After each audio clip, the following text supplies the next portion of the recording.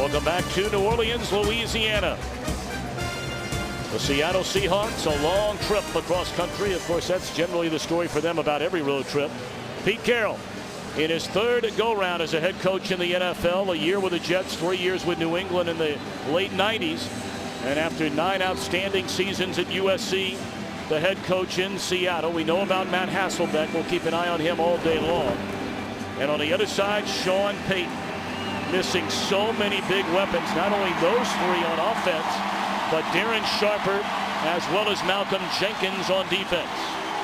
Well, and that's the challenge for Sean Payton. We talked about it in the open. They're very confident in their ability to make a run back into the playoffs, make it to the Super Bowl, but they got a lot of folks missing. You always got to win at home, and this is a division leader they're playing. Leon Washington among the best in the NFL. Returning kick. Seattle won the toss, elected to get the football. So Garrett Hartley approaches the pigskin at the 30, puts the right foot on it, and we are underway. Washington from the goal line. Up to the 22. Matt Hasselbeck enjoyed his best game of the season last week in Arizona before suffering a cracked bone, a pair of them in fact, in that left non-throwing wrist in the first half. He did not start the second half, but returned for the third possession. And up front, nice to have Russell Okung, the #1 pick back at left tackle. It is. This offensive line has been shuffling all year long, but this is the best group they have. They haven't had them in this form in quite a while.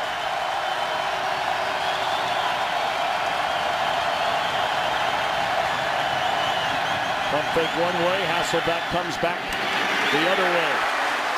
And read beautifully by the safety Roman Harper. Danny Clark there on the tackle as well. Third ranked overall defense in the National Football League.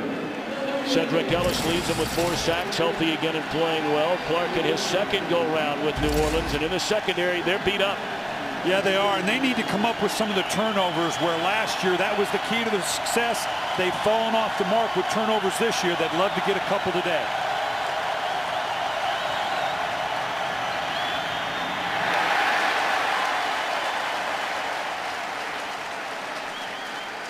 It'll bring up third down and long right from the start for Hasselbeck. Well, what a game he had last week, injury and all. 22 out of 34, a season high 333 yards. Threw a touchdown, did not throw a single interception. Third down. When Seattle wins games, they're very good on third down. When they lose games, they are extremely poor on third down. And this down and distance, a third and long, is a tough one to crack against this top-rated New Orleans Saints defense.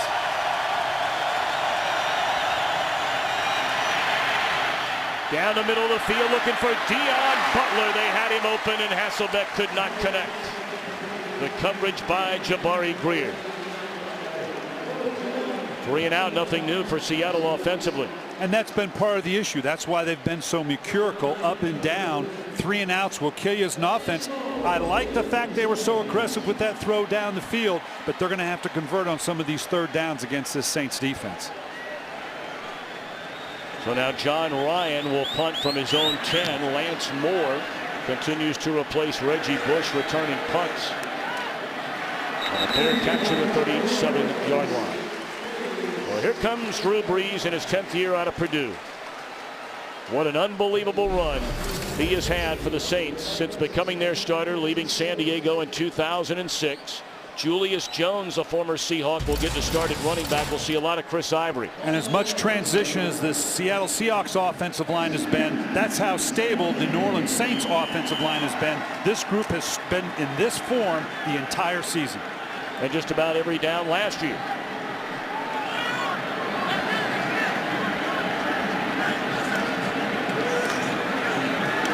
Set up a screen to Heath Evans.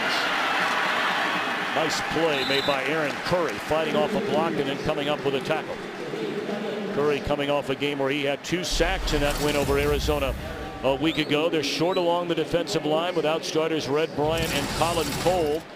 Lofa Tatupu healthy again and playing very, very well. And in that secondary, Earl Thomas, a rookie.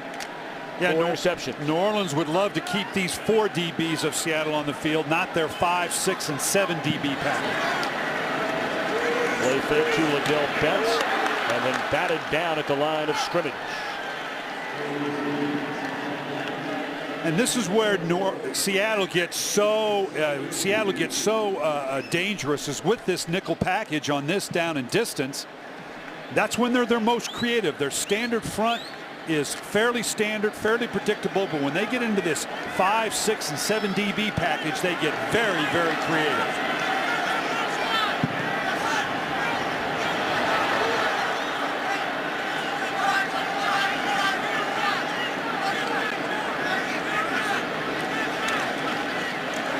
Under pressure, Liddell Betts depends on the measurement. A nice tackle made by the rookie Earl Thomas.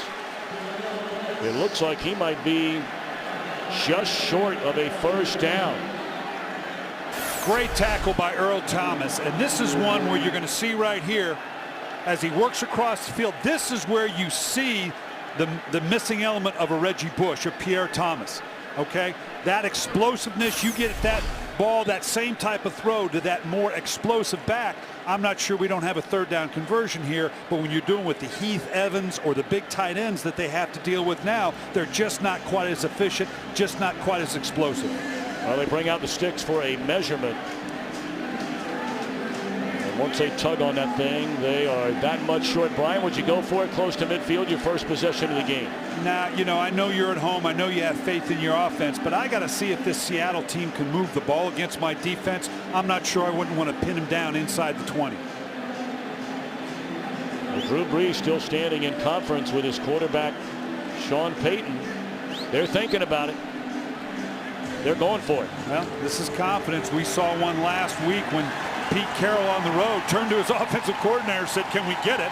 I don't know how you not answer that. "Oh, no, coach, we can't get a 4th and 1. But Sean Payton's known for this. He believes in his offensive line. We just talked about this is a group that's been intact. It's big, it's physical. And even though they don't have a Reggie Bush, they got some big physical backs with Heath Evans coming out of the backfield to lead them. They're going to have confidence in this call. Well, they're in the I formation. Evans in front of the tailback, Chris Ivory.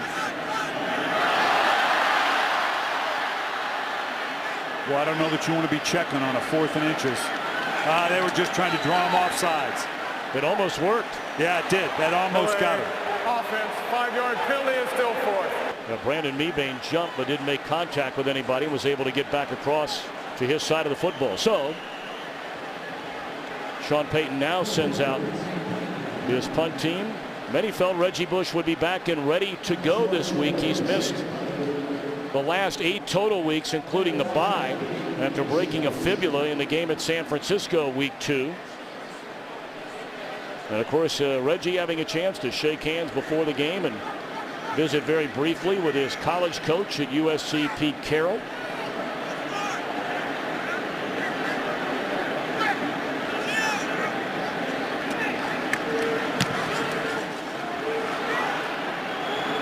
Leon Washington, a fair catch at the 18-yard line. So Seattle gets it for a second time when we return to the Big Easy. Matt Hasselbeck directs the Seattle offense and hands it off on first down. Strong running straight ahead by Marshawn Lynch. Yeah. We've talked about Matt Hasselbeck and the injured left hand. Watch what this does. He did not take a live snap all week long. That is painful. Look at the way he has to hand off with his right hand. That's difficult to orchestrate. You have to change your entire way that you approach something as simple as taking a snap and handing the ball off.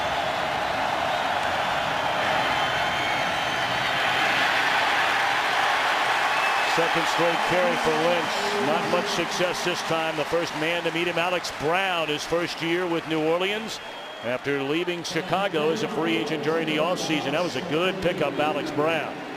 Yeah, it was, in terms of what that was able to solidify the inside. The other component of Matt Hasselbeck, particularly in this down and distance, if you get sacked and you come down on your left side, you instinctively put your left hand down. He's going to have to land on his shoulder, and that's scary.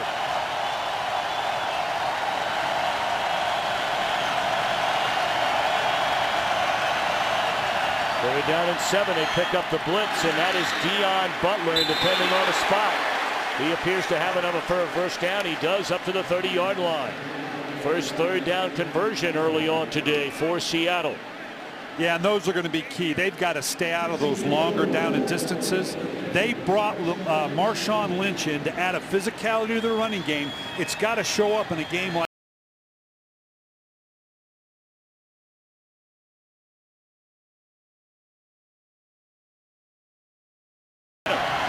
in the run game. This is Forsett. He was going to pitch it back to Hasselbeck, but it was bottled up by Will Smith. And then coming in to make the tackle was Anthony Hargrove. This is a great play by Forsett, because I want you, this was a little pitch back pass, double pass. I want you to watch what happens as Forsett steps up to throw back. Stop right there. He sees this is not good. This has got disaster written all over it. Even though it's a negative play, he just saved the team from possibly a turnover. Right here, Russell Okung knows he's got to run Will Smith up the field. That was a good non-play by Forsett.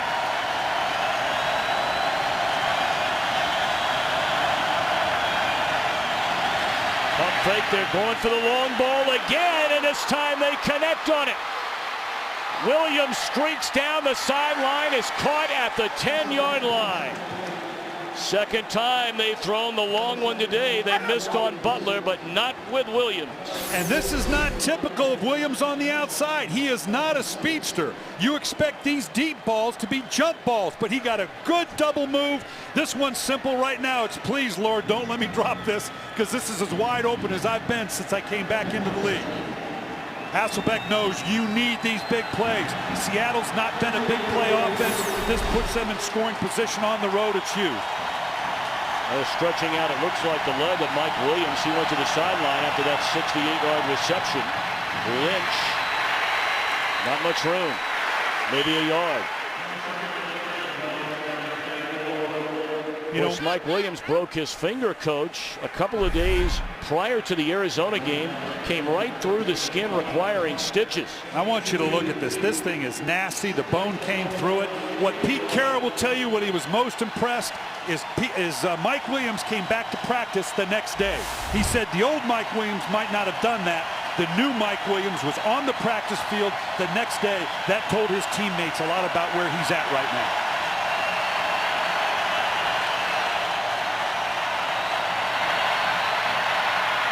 Catch by Carlson, the tight end. He's down to the 2. Boy, you love the big tight ends down here inside the 10-yard line. Carlson's a bit of the forgotten man. He's a 50-plus catch guy the last few years and is on pace to a degree. But Michael Williams has become such a focal point for this passing offense. I think you're going to start to see Carlson become more and more a factor, particularly with Michael Williams on the sideline. 3rd and goal.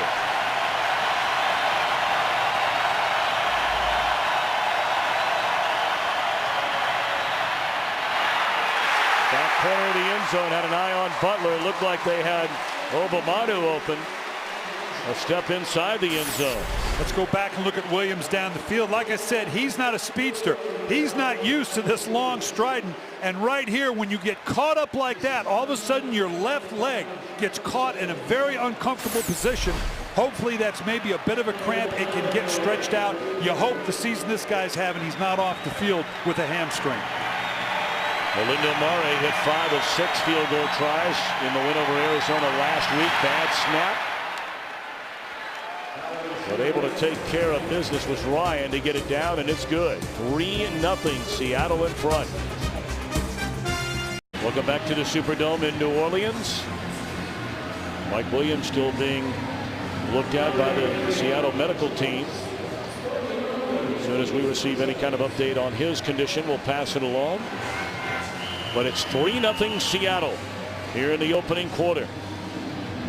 The Seattle team humiliated in back-to-back losses against Oakland and the Giants, where they were outscored 74-10 before putting 38 on the board in Arizona last week to jump in front in the NFC West. The Saints get it for a second time, trailing by 3. A gorgeous look at the Superdome in New Orleans. What a fabulous job they have done rebuilding this city and this venue ever since tragedy hit. Hurricane Katrina, of course. Who could ever forget the images from those dark days in this city? We've been back here a number of times since then, Tom. It's been fun to watch the growth of this city coming back. Such great people in this area. Chris Ivory's first carry. He's a strong runner. That's a gain of almost 6. Got a fascinating matchup today here, Tom. Pete Carroll and Sean Payton have a great deal of respect for one another because Reggie Bush came from Pete Carroll's USC. They've matched up many times. We've got a no huddle here. This is a nice change up for New Orleans. They fake it to Ivory, and Breeze all day to throw. Looking down the field, it's incomplete. He had an eye on his tight end, Jimmy Graham. Yeah, Pete Carroll and Drew and Sean Payton have a great deal of respect for one another. When Reggie Bush came to the Saints from USC, Pete Carroll was drawn into this program, had a lot of conversations with Sean Payton, and Pete Carroll says this is why I came back to the NFL. These types of matchups, the mental aspect of the game, the strategies and tactics of the game, pitting myself against a great coach like Sean Payton. Of course, Reggie Bush won a national championship with Pete Carroll. He won a Heisman Trophy with Pete Carroll as his head coach. But then, of course, recently, in the 75 years of that award, Reggie Bush had to give the Heisman back. Catch made across the middle to the tight end, David Thomas, and that's a first down up to the 36-yard line. I said earlier that the tight ends needed to be big in this game. Not only Thomas, but their young draft choice, Jimmy Graham. Without Shockey, without a Reggie Bush, they got to rely on these tight ends, particularly in this intermediate area. Utilize that size. Drew Brees has a great deal of faith in both of his tight ends, Graham and Thomas. First down, they pitch it to Ivory. He leads all rookies in the NFL in rushing yards, and you're getting a look at why. It was interesting to see Reggie Bush. Sean Payton watched intently on Reggie Bush. He looked pretty good. He had good explosion, but you can see right here, just the subtle hint of a limp. And afterwards, he had to have that tough conversation that you do as a head coach, saying, I know you want to play, but here's the reasons why I can't let you back on the field. You can see the disappointment in his face.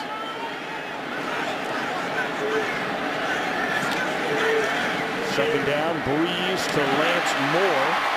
And the undrafted free agent out of the University of Toledo, their second leading receiver, has a first down up to the 48-yard line. Moore has been a great story. Undrafted despite a prolific career in the Mid-American Conference. And after spending a couple of seasons on their practice squad, had the breakout year in 2008 when he led them in receptions, battled through injuries last year, but healthy again and playing well this year.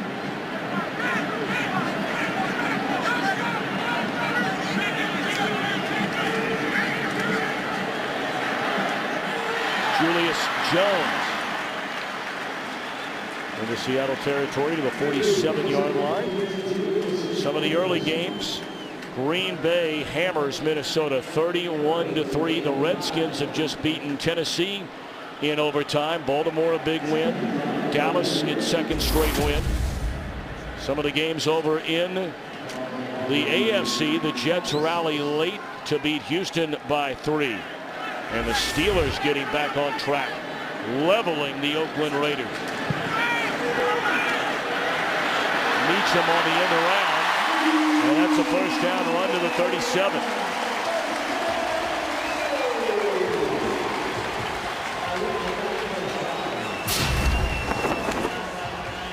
Headline act Ryan Fitzpatrick with Buffalo throws for over 300 yards in a huge second half.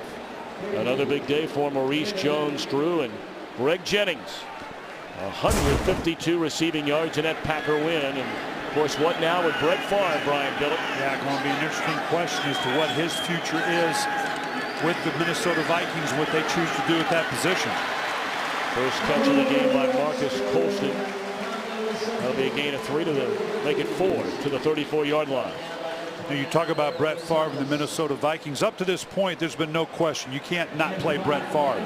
But with this loss to the Green Bay Packers, if indeed they are out of it, they've got some tough choices, Brad Childress and the Minnesota Vikings do, as to what do you do with the Brett Favre. Does Brett say, you know what, I know we're done, let's go with the guy that you may have to go with next year, Tavares Jackson? These are the tough decisions ahead of Minnesota. Ivory looking for a hold. Took on a big hit, stays on his feet, very close to a first down. Ran right over Marcus Trufant. This is the type of physical run game that Sean Payton desperately needs out of Chris Ivory. He's very complimentary about this guy. He thinks he can be his guy. I don't know whether he really believes that or whether it's because he's got to have that. Seattle's got a guy down, Trufant. We'll come back. Hopefully they cannot afford to lose him.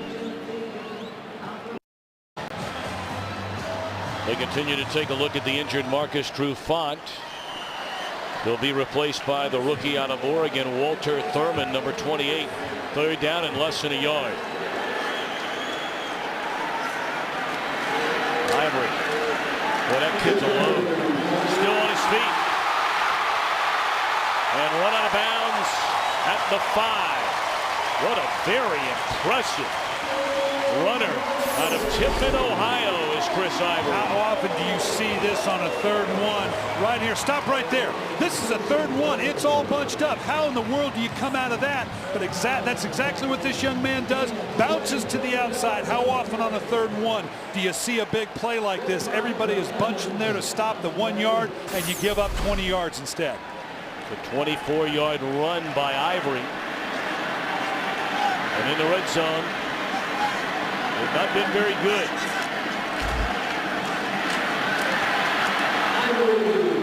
Ivory to the end zone. Did he get there? Looked like he was unable to break the plane.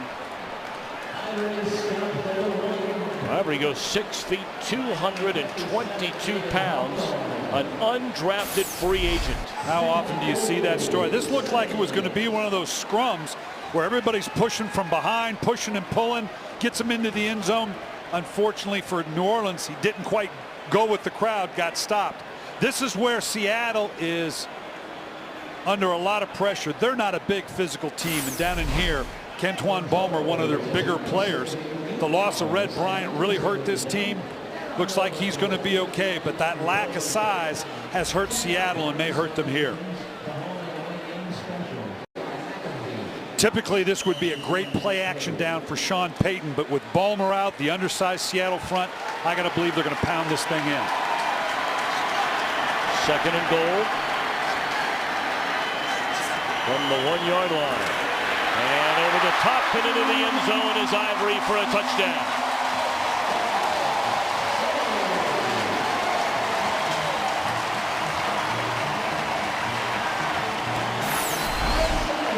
This is nice, boy. You get everybody's on the goal line. It's just turning into submarining one another. Now I'm going to get some height. All I got to do is break the plane. Touchdown. That's all I need to do. Nice job. You got to get good air. You got to have a lot of confidence to stick the ball out there, knowing that if the thing gets knocked out, you better cross that plane. What a start for Ivory. Point after is good by Garrett Hartley. 6 carries, 42 yards, and a touchdown for the rookie Chris Ivory. And Matt Hasselbeck answered. First time in person, Brian, we've seen young Chris Ivory. Man, is he impressive. He is. He brings that physical presence that the Saints were missing when they lost Pierre Thomas. If he can add that to them on this final run to the playoffs, Sean Payton will have gotten just what he needs to recreate that magical balance they had last year on a Super Bowl year. Leon Washington fields the line drive kick and brings it up to the 30-yard line.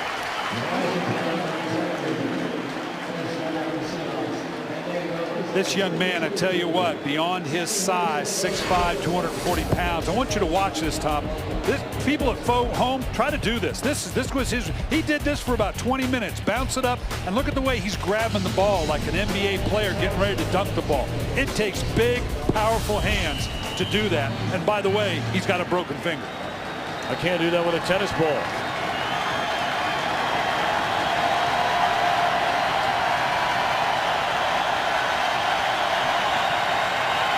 Hasselbeck to throw it on first down. Great protection, and again looking down the field, and Obamanu goes up to get it to the 28-yard line. You're talking about a Seattle team that had so few explosive plays, 20 yards or longer, all year until last week. Yeah, we've seen 2 deep balls down the rail. They obviously see something in the secondary of the New Orleans Saints. This is more, of course, the jump ball. You'd expect that to a Mike Williams. Obamanu doing a nice job of judging up, going up and coming down with the ball. 2 big plays to put him in scoring position. Well, they clearly are picking on Jabari Greer very early on here.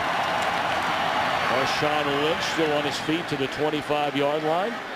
Let's send it to Kurt Menefee standing by in Los Angeles, our first game break of the day. Washington's Graham Gano missed a 47-yarder at the end of regulation, but had redemption in overtime. Good from 48 out, and the Redskins win in OT in Tennessee, 19-16. Tom and Brian. Of course, Philadelphia and the Giants will be getting together. How big is that game? Oh, yeah. It's all getting real now. 2nd down and 7. Boy, they're protecting Hasselbeck beautifully, and Marshawn Lynch can't handle the pass. 3 seconds remaining in the opening quarter. Seattle has to feel pretty good about where it is right now, Brian Billick. They do, but you know what? They need 7. You know, to only come away with 3 on that last drive. You'll take 3 if that's what it turns out here. But at some point, to keep up with this Saints offense, you got to get 7. And a timeout will be spent by the Seahawks. Matt Hasselbeck had to do that. They had too many people heading into the huddle. You don't want to turn a 3rd and 7 into a 3rd and 13 or a 3rd and 12 with a 5-yard penalty. So he very smartly used a timeout. So far, we're not seeing the effects of the hand right now, Tom. He's been able to handle the ball, thrown the ball. Again, keep in mind, this guy did not take a live snap all week long. Yep. He's handled the ball without incident in terms of handing the ball off, getting it down the field. The real test is when he gets hit and goes down to the ground and comes up. How is he going to be when he comes up? That's the concern. So far, it hasn't been an issue. It also hasn't been an issue that he's not felt any pressure so far for this very good blitzing New Orleans defense. I think we're seeing the effects of a Russell Okung at left tackle back into the lineup. This is a special young tackle.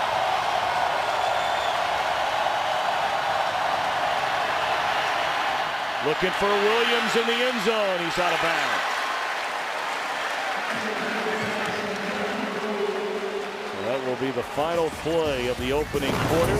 A good quarter indeed. 7-3 New Orleans. Fox NFL Sunday continues after these messages.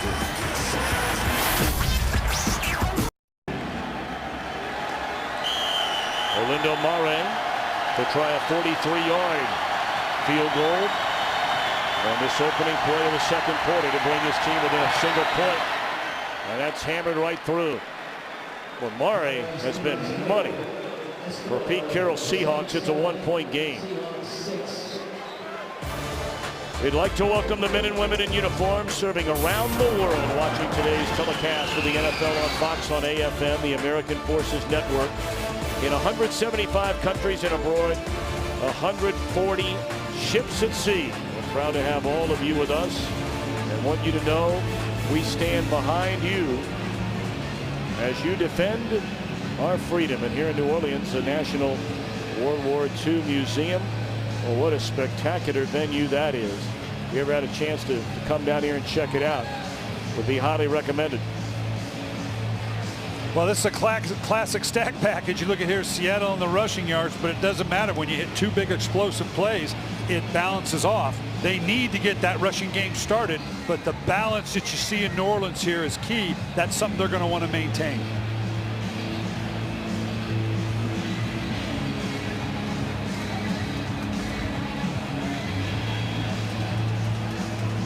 Pete Carroll's team, the leaders of the NFC West. A lot of people have snickered at the NFC West and the way those teams collectively and individually have played so far this season. Bottom line is, Brian, like we said last week, somebody's going to win it. and somebody's going to host a playoff game. Yeah, you don't care how you get in. You don't care what division you're in to get in. You know, once you're in, you're in. And have been well represented once they've gotten into the playoffs with teams like the Arizona Cardinals who went to a Super Bowl. Fair catch. Back of the end zone, and they'll get it at the 20. And we talked about that World War II museum. It opened in 1991 by historian Stephen Ambrose, and then opened in 2000. The 56th anniversary of the Normandy invasions honors all the amphibious invasions of World War II. And what a great place to learn so much about the Second World War. Mr. Benson of the Saints was a big part of having that museum here in New Orleans. Deserves a lot of credit for the interest and the notoriety that he's bringing to that great venue. Drew Brees and the Saints back on offense. Great protection, and then tipped at the line of scrimmage. It brings up second down.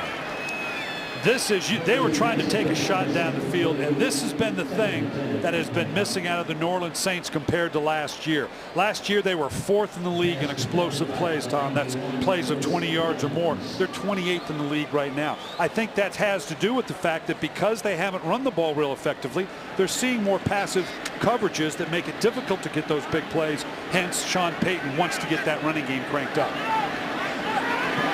So interesting to talk to so many of the so-called experts out there. A lot of us in the media certainly get charged with this as Ivory continues to run through tackles, and he'll fall down finally to 27. That'll bring up third down. But it's interesting talking to guys who are down there in the trenches. Sean Payton, a well-known offensive mind, has been for many, many years, and he'll be the first to tell you, man, we need the run game back. Well, what did he tell us? Quarterback's best friend, two best friends, a good defense and a good running game. And Drew Brees, who's obviously having a solid year, more is falling on his shoulders. If they can't run the ball, they're committed to try to get it cranked up. And the way Ivory's running, they'll continue to do so. How about that? A third down and 3 run. And Ivory bounces it to the outside and then runs over a would-be tackler at the 35. He just punished Jordan Babineau at the end of that run. That's just the kind of commitment to the run I'm talking about. A Sean Payton running on a 3rd and medium. Look at that stiff arm. The physicality of Chris Ivory. There was a slight wry smile to Sean Payton's face when he was talking about Chris Ivory, because it's not just running the ball, it's running the ball with a physical presence that Ivory gives you. He carries 58 yards for Chris Ivory. And Julius Jones gets the football.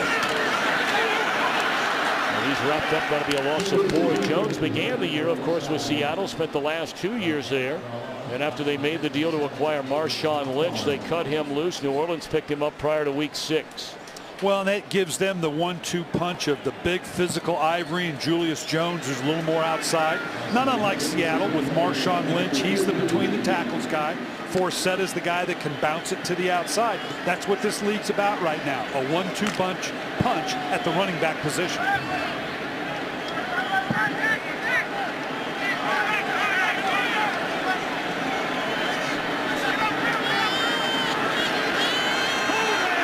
Brees under heavy. He did a dangerous throw.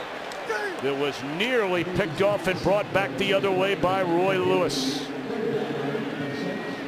And this pressure, this is unique, just 4-man pressure here. Normally it takes a linebacker and a DB for Seattle to have gotten home, but they bring good pressure with just their down 4. If they can do this and bring pressure on Drew Brees with just their down 4, that opens up a whole lot of latitude for the Seattle Seahawks defense. Well, the Seahawks have 26 sacks. That's 3rd most in the NFC.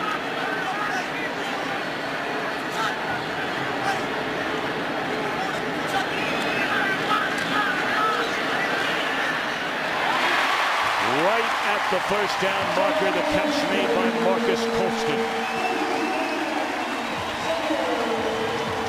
Marcus Colston, one of the good big receivers in this league, like a Mike Williams.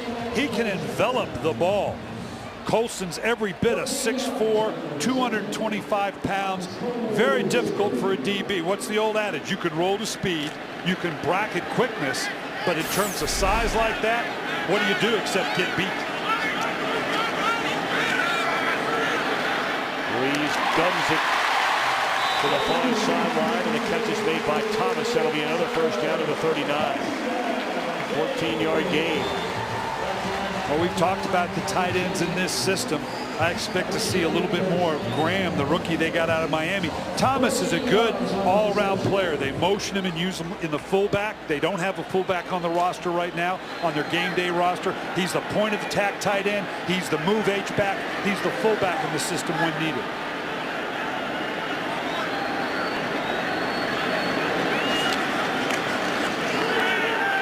Breeze throws to Meacham, who tiptoes away down the sideline, and they'll mark it in the 25-yard line. That's another Saints first down. This offense starting to get it cranked up. Yeah, and we're beginning to see Meacham's been kind of the lost player in this. We already saw one reverse for a good pickup. This is a first-round draft choice out of the University of Tennessee. Been a little bit of a disappointment. Kind of had a breakout year last year with 45 receptions. But when you got guys like Devery Henderson and Lance Moore filling in and around Marcus Colston, Meacham fighting for catches and playing time. 14-yard gain, 14-yard gain, 15-yard gain. All via the air, and now to the run game to Ivory for a yard. Let's again send it back to Los Angeles to Kurt Menefee. Well, Coach Billick was talking about tight end play a little while ago. How about these guys in New England? Gronkowski and this man, Aaron Hernandez, 8-yard score, and the Patriots are already on top of the Indianapolis Colts, 14-0 behind 2 TD passes from Tom Brady. Tom Brenneman. Of course, they're getting big production from a couple of Florida Gators they got in the draft. Yeah. Brandon Spikes on defense and Hernandez on offense. We saw Hernandez in the Sugar Bowl, Tom, and wondered how he would transition to the NFL. He's transitioned very well. Pump fake. Colston. First down, touchdown. Wow. This is a man's catch here now. Marcus Colston gives you this size. He's in the slot here. They're trying to isolate him with maybe a safety. The linebacker needs to get a better jam on Colston. Now this is just all 225. I think 225 pounds is a little generous. Sean Payton said he's a couple Big Macs from becoming a tight end, but he's got that kind of size that he just envelops the ball and people bounce off him. And another injured Seahawk. You had the free safety Earl Thomas collide with Kelly Jennings, trying to make the tackle on Colston, and Thomas shaken up. It's 24 straight games, including the playoffs, with a touchdown pass thrown by Drew Brees. That is the longest active streak in the NFL.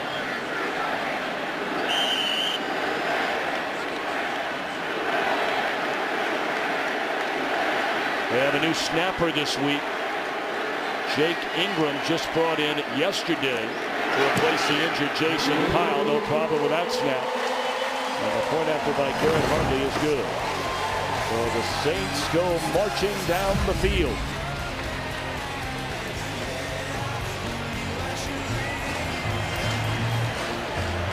Well, there was a late flag thrown in after that point after, very, very late. And we're waiting. Our referee today is Mike Carey to tell us who's it against. Well, it's taking a lot of folks to sort this thing out. We got a full quorum of officials. It always scares me when it takes that many to figure out what went wrong. After the ball was dead, personal foul, unnecessary roughness on their receiving team. Number 36, now foul will be assessed on the kickoff, 15 yards. The try is good.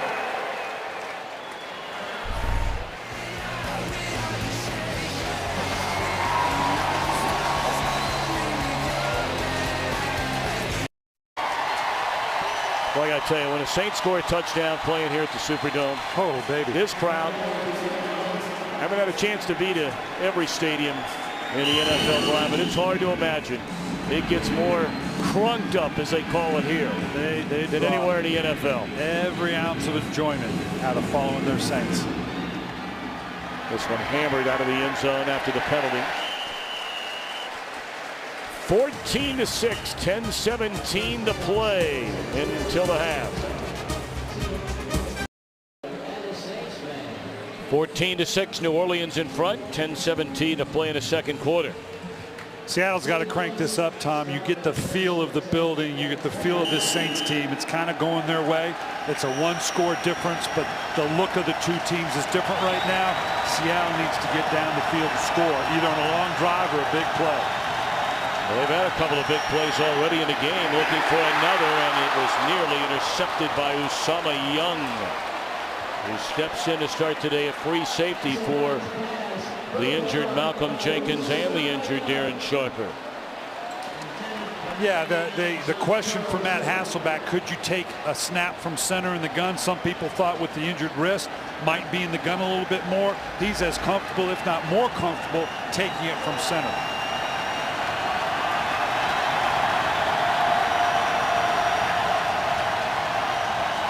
Second down and 10, and Lynch can't handle it again. That's a pair of drops for Marshawn Lynch today, and that could have turned into a pretty big gain. And he knows it. He knew there was nothing out in front of him but green grass. You're right, Tom. This is the second time. This is a very accurate throw, just in perfect, almost like a wide screen. You got to catch the ball first. Threw it out in front of Lynch. He'd have done some damage with that one. Lynch still thinking about it. Third down.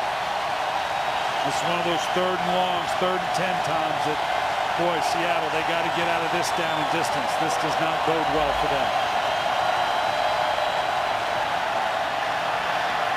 Blitz coming, they pick it up. But overthrown, the intended target Obamata, and it's 3 and out for Seattle when you thought they needed to do something.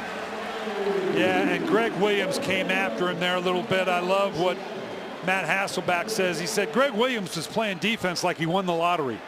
He's not afraid to bring folks. He doesn't care whether he gets home or not, and they're playing that way. They haven't got the turnovers as we've talked about it, but they are near or top of the league in so many key categories. This is a better defense than their Super Bowl team last year. Punt by John Ryan. A fair catch called for, and then contact made. That'll be a penalty on Roy Lewis. That'll tack on 15 more. So this possession for the Saints will start on the other side of the 50. That's a tough one when a guy with the fair catch moves the way that he did there. That's a tough one for the defender. There's a lot of jawing going on down there ever since that personal foul by Lawyer Malloy. Yeah, and the fact that he's got a hit, now he's getting over a free catch. And look, he makes the free catch signal at the numbers, gets all the way to the sideline. That is awful tough. It's still a penalty, but Roy Lewis has got he probably didn't even see the fair catch. All he saw is a guy run over to the sideline and catch the ball. Interference with the maker of the fair catch. Kicking team number 34. 15-yard penalty to respond to foul. First down. Timeout. First down in New Orleans, trying to add to a 14-6 lead.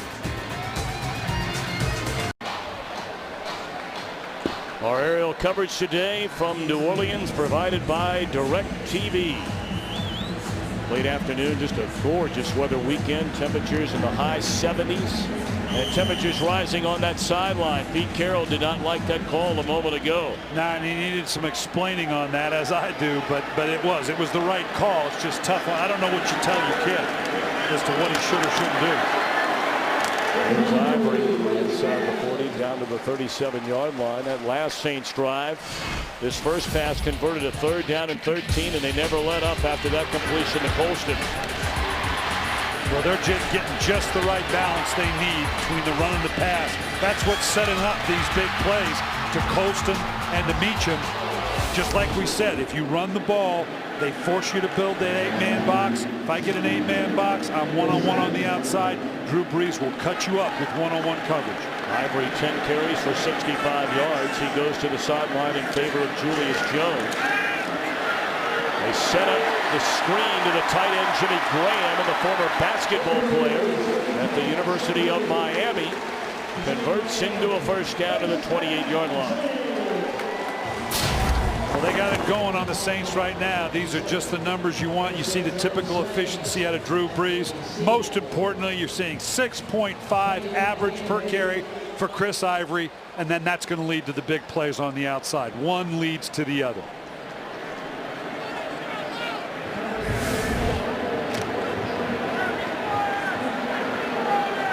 A sixth offensive lineman checks in for New Orleans, Zach Street. And they're going to throw, looking to the end zone for Graham, and defended beautifully back there by the rookie Walter Thurman. Great play. This is a deep corner route by the tight end. You're just going to see him go vertical on the outside. You're forever trailing it. This is a big old body now with Graham. Every bit of 6'6" basketball player. You can't play that any better as a defender. You wait. You saw him go up, turn, play the ball, knock it down. Of course, that's Thurman filling in for the injured Marcus Trufant, who suffered a head injury on the last New Orleans drive, and his return is questionable.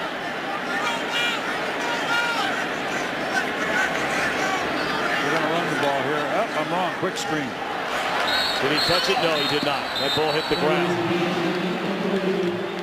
In the meantime, let's send it back to Kurt Menefee for a game break in Los Angeles. Another NFC South versus West matchup. Matt Ryan and the Falcons at St. Louis. Matt Ryan hooking up with Brian Finneran. Falcons with the lead in the second quarter, only by 3, 13-10. Right now, it's just under 7 minutes remaining before halftime. Tom and Brian? Thank you very much, Kurt. We're very much looking forward to getting to Atlanta next weekend, Brian Billick. That's a big one. The Falcons will be hosting the Green Bay Packers. Fight a division leader is always fun when you've got that.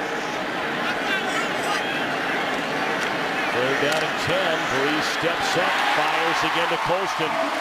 First and goal. Nope, they'll call it at the 11. But it is a first down.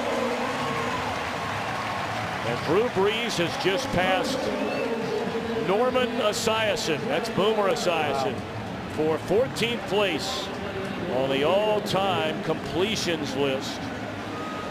2,971 of them. Pete Carroll told us Boomer Esiason was the smartest quarterback he's ever been around. I think he'd like to be around this young man, Drew Brees. He's a pretty smart one, too. Indeed. Jones, met by Thomas. Up to 7. Hawthorne also in on the tackle. Seattle, we mentioned it earlier, Tom, is just not built to face a team that has the balance that New Orleans is showing them right now. The big physical running game, the presence outside of a guy like Colston. They're at their best when they can put their 5 and 6 DB package in, which means you're not running well on first and second down. That's not the case with New Orleans. They're in control of this game right now.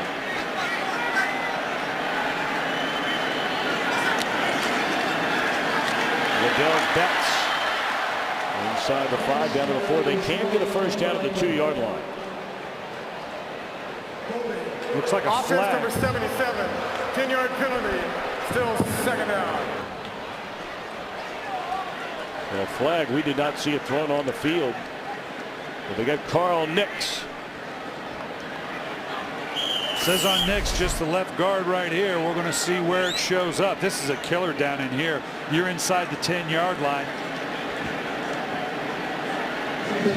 Boy, it looks like he just buried himself there. We certainly didn't see it from there. That's a killer penalty now. Takes you back out, puts you on a second long outside of the 15. By the way, Chris Ivory had to go back to the locker room. We'll update you on his condition when we find out. Breeze rolling. Throws a strike to Colston. Short of the first down, run out of bounds at the 3. It'll be third down and less than a yard. Drew Brees, when you talk to coaches, the thing of all the things he does great, I want you to watch the way he buys time and then breaks contain is his feet. The way the pocket presence he has, and I'm not talking about big plays outside the pocket, running for yards. He keeps himself alive, was able to turn his shoulders even though running to the left. The guy has great feet. Third and a yard.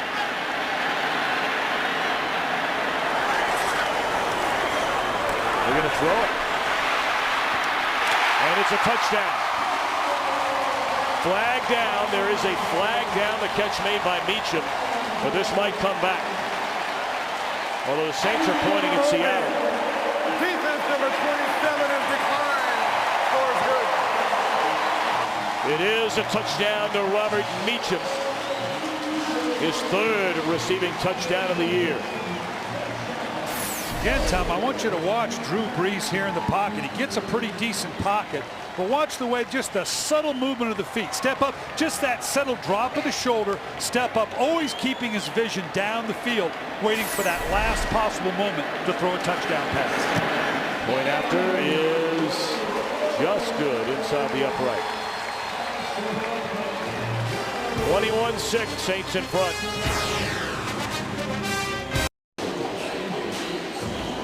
8 plays, 42 yards.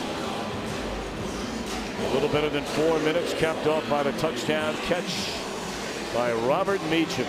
I got to get the guy that picks the music for Here at the Dome to work my iPod, man. He's got it going. Well, this is that song about Saints fans get crunk, C-R-U-N-K.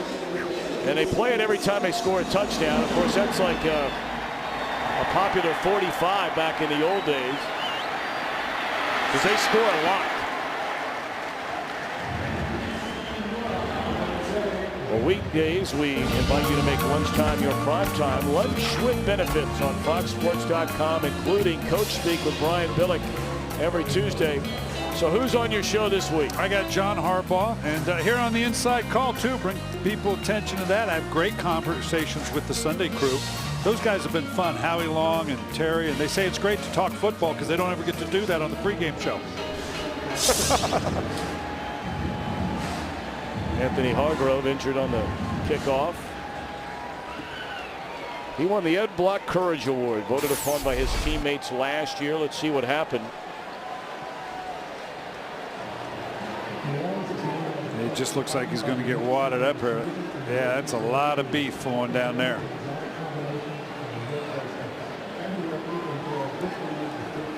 Now, Hargrove, one of the many great stories for this New Orleans Saints team last year. Brian, he was suspended for an entire year. He came back, and just one of those magical seasons for this Saints team. And you talked about them being under the radar as a defending Super Bowl champion so far this year. They're really starting to look like a team that maybe when all is said and done, and you never know, might still be the best team in the NFC. And if they can win this game going forward and get back people like Reggie Bush and Darren Sharper and Jeremy Shockey and Pierre Thomas, the list goes on and on, for them to win under these circumstances, that's where you sense that confidence they had that we could go on a real run here. It's good to see Hargrove able to get up and walk off the field.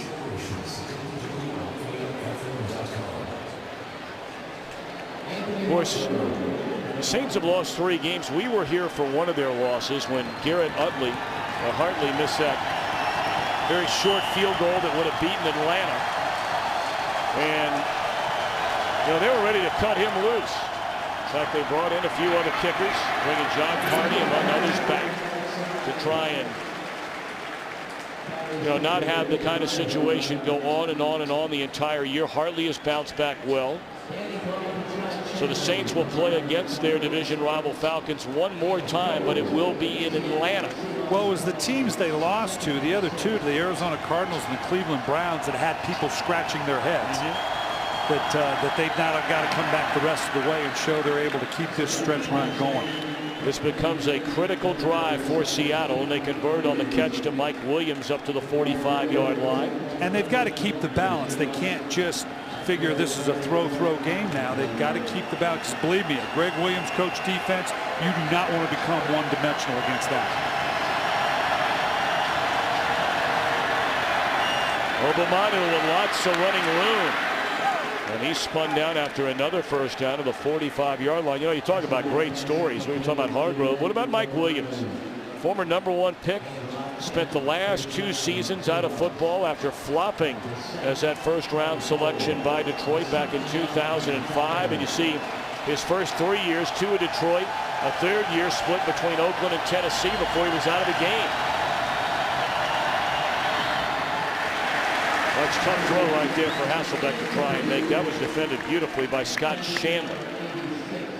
Well, the numbers you just showed on Mike Williams are what the numbers that Detroit anticipated when they took him in the first round. And it's great to see a guy reclaim his career that way. And it's very genuine. He's gone from a guy that, he can add to this offense, to how do we get Mike Williams the ball.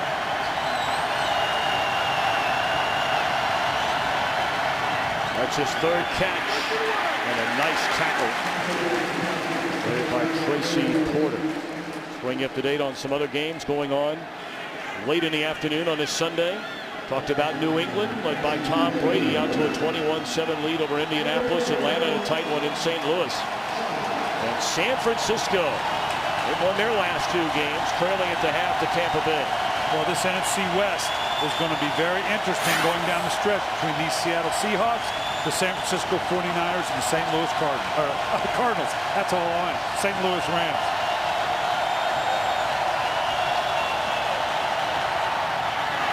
Williams beat Porter on the other side, and that's a first down to the 25. Boy, this just shows you. I want you to watch the stretch of the arms by Mike Williams, the strong hands. We already showed you his pregame warm-up. I want you to watch the way he reaches out, and once he gets his hands on the ball, he's got that ball. He's got as long an arm stretch, as long a fingers, and as strong a hands as about any receiver I've been around. Timeout taken by New Orleans, stopping the clock with 3:28 to play until halftime. We were there last week when broken pinky at all. 11 receptions, 145 yards for Mike Williams. Catch just like we saw right there. Look at it. Now watch this last one. Reaches up behind him, one hand just going to the ground. This guy is so big. He envelops the ball, and I don't care how big you are as a DB, it's hard to play this guy because it's hard to get to the ball without it being pass interference. He's so big that you have to go through him. Doesn't have great speed. That separation is something he's got to work on, but this is a big man to have to cover. He virtually ate himself out of football. Ballooned up to nearly 280 pounds. They'll give it to him again. Reaches forward. We'll see where they spot it. They'll spot it at the 23-yard line. That'll be a gain of 3 on the play.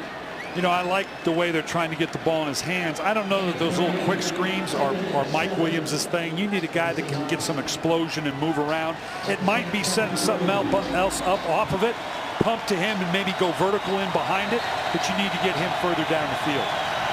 Williams at the bottom of your screen, isolated on Jabari Greer. Forsett was open and Hasselbeck missed him. I don't know if that one just got away from him or the indecision. He also had Williams going down the rail. Forsett's the kind of guy, if you can get a little drop pass like that to him out of the backfield, all of a sudden now he can turn a 4 or 5 yard gain right here. You get the ball in his hands right here, he can turn and take it into the end zone, which is typically what you need inside the red zone. Someone's got to catch a short pass and make a play out of it. Ninth play of the drive, it's third down.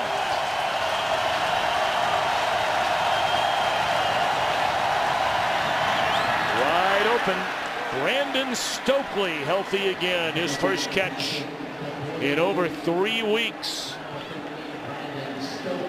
And that's got Brandon Stokely written all over it. 3rd and 9, you need a guy you know you can trust, that's going to know where the first down markers are and set himself open just at the right time. Matt Hasselbeck thrilled to have Brandon Stokely back into the lineup for critical situations just like that. They brought him in October, made his debut at St. Louis, had a team-high 62 receiving yards, but he's been plagued with an injured calf. First down, Hasselbeck fires. Caught again by Stokely inside the 5, down to the 2. And this will take us to the 2-minute warning. Seattle, or where are we going to stop it here? 2:01, yes. A timeout is called. Why a timeout there, Brian Billick? Well, because now you're going to pick another one up. This allows you to, you can run the ball, you can throw the ball, and now the 2-minute warning still has to. Oh, the Saints. I thought Seattle did. Boy, that's going to, they obviously are having to regroup here. Brandon Stokely comes in a 4 wide receiver alignment. This has obviously caught New Orleans off guard.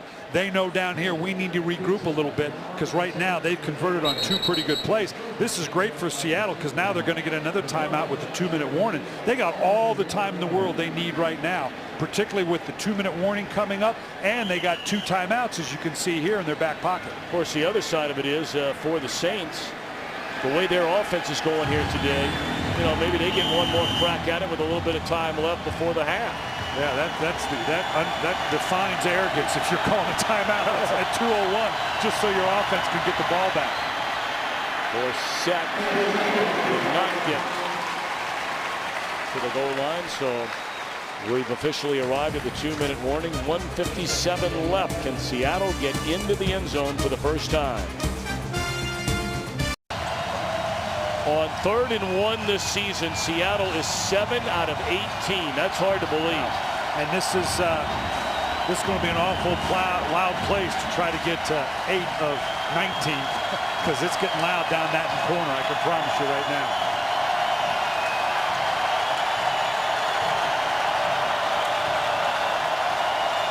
They're going to throw it. Obamanu for the touchdown.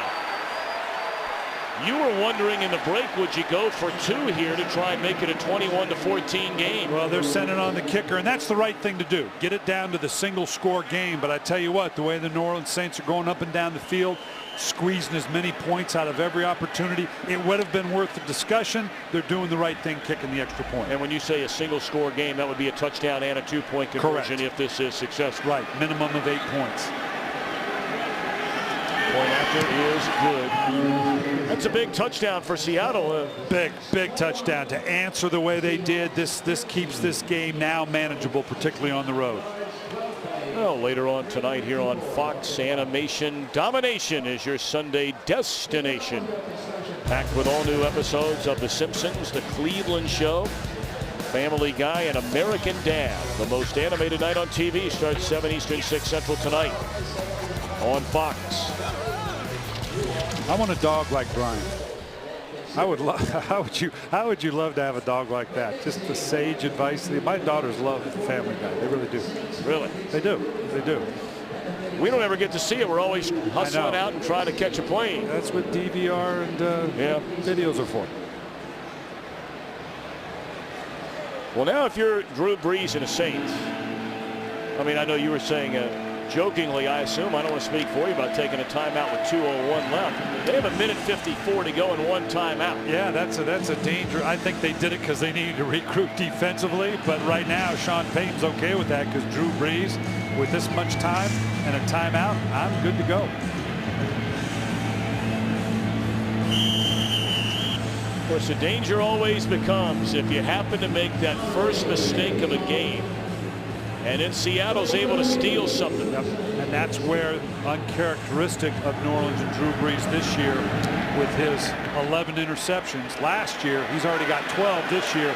He'll be conscious of that. He's a smart quarterback. Wow, what a hit delivered by Will Herring. Holy mackerel, did he flatten Courtney Roby. That's one of the biggest hits we've seen all year long. Yeah, Herring got the better of that exchange. Coming up on the Visa Halftime Report, Kurt, Terry, Howie, Michael, Jimmy will have all the scores and highlights from around the league. The Fox Sports ticker has up to the second stats and scores. Let's see what Drew Brees wants to do here. He's got them all spread out. This sort of looks like we're going to try to move down the field.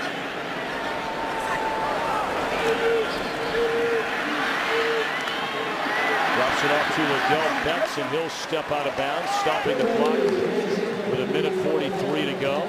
This is where, as we said earlier, with Reggie Bush, you can become absolutely lethal. But without him now, he's got enough assets on the outside. He's got a good, fast group. Devery Henderson's got the speed, as does Meacham. He's got enough skill on the field to push this thing down the field.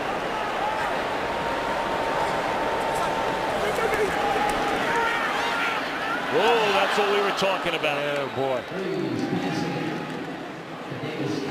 Here's that hit we saw on a kickoff a moment ago by Will Herring. And this is one of those straight-ons, just straight shot. No blockers coming from any other angle. I guarantee you, Roby had no idea Herring was coming in. That just all of a sudden flashed. All he saw was white and then stars. Herring's been a very, very good special teams player, sometimes a linebacker, but a solid player for Seattle for many years. Third down, Brees steps into the throw, and it's incomplete. Well, now all of a sudden, here we are. Is there a flag down on the play? There is. Was this a late hit on Brees? Personal foul. Roughing the passer. Oh, boy. Defense number 98. Helmet to helmet contact, 15 yards. The dreaded helmet to helmet. That's it. First roughing the passer penalty against Seattle this year. This time it's against Raheem Brock. And you're going to see here as it comes in late. He thinks he can there. No. Boy, that's almost chest to chest. I'd have to see a different angle. I'm not sure the official didn't see the proximity as opposed to the helmet to helmet. First down throw to Liddell Betts, and he streaks down the sideline to the 28. You know, for Seattle, you're about to get the ball back, 1:39. Now all of a sudden you've got time and timeouts to put Matt Hasselbeck back in. You get a call like that, and now New Orleans is on inside the 30-yard line. Tough sequence of events for the Seattle Seahawks on the road. Should be noted Drew Brees has just tied Archie Manning as the Saints' all-time leader in career completions. How about that?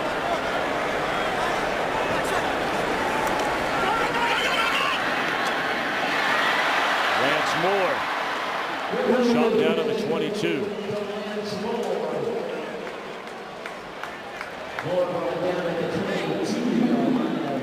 One timeout left for the Saints. We're under 1:10. And this is where Drew Brees is best. Total control of this offense and where he wants to go. Posting for the touchdown. Wow.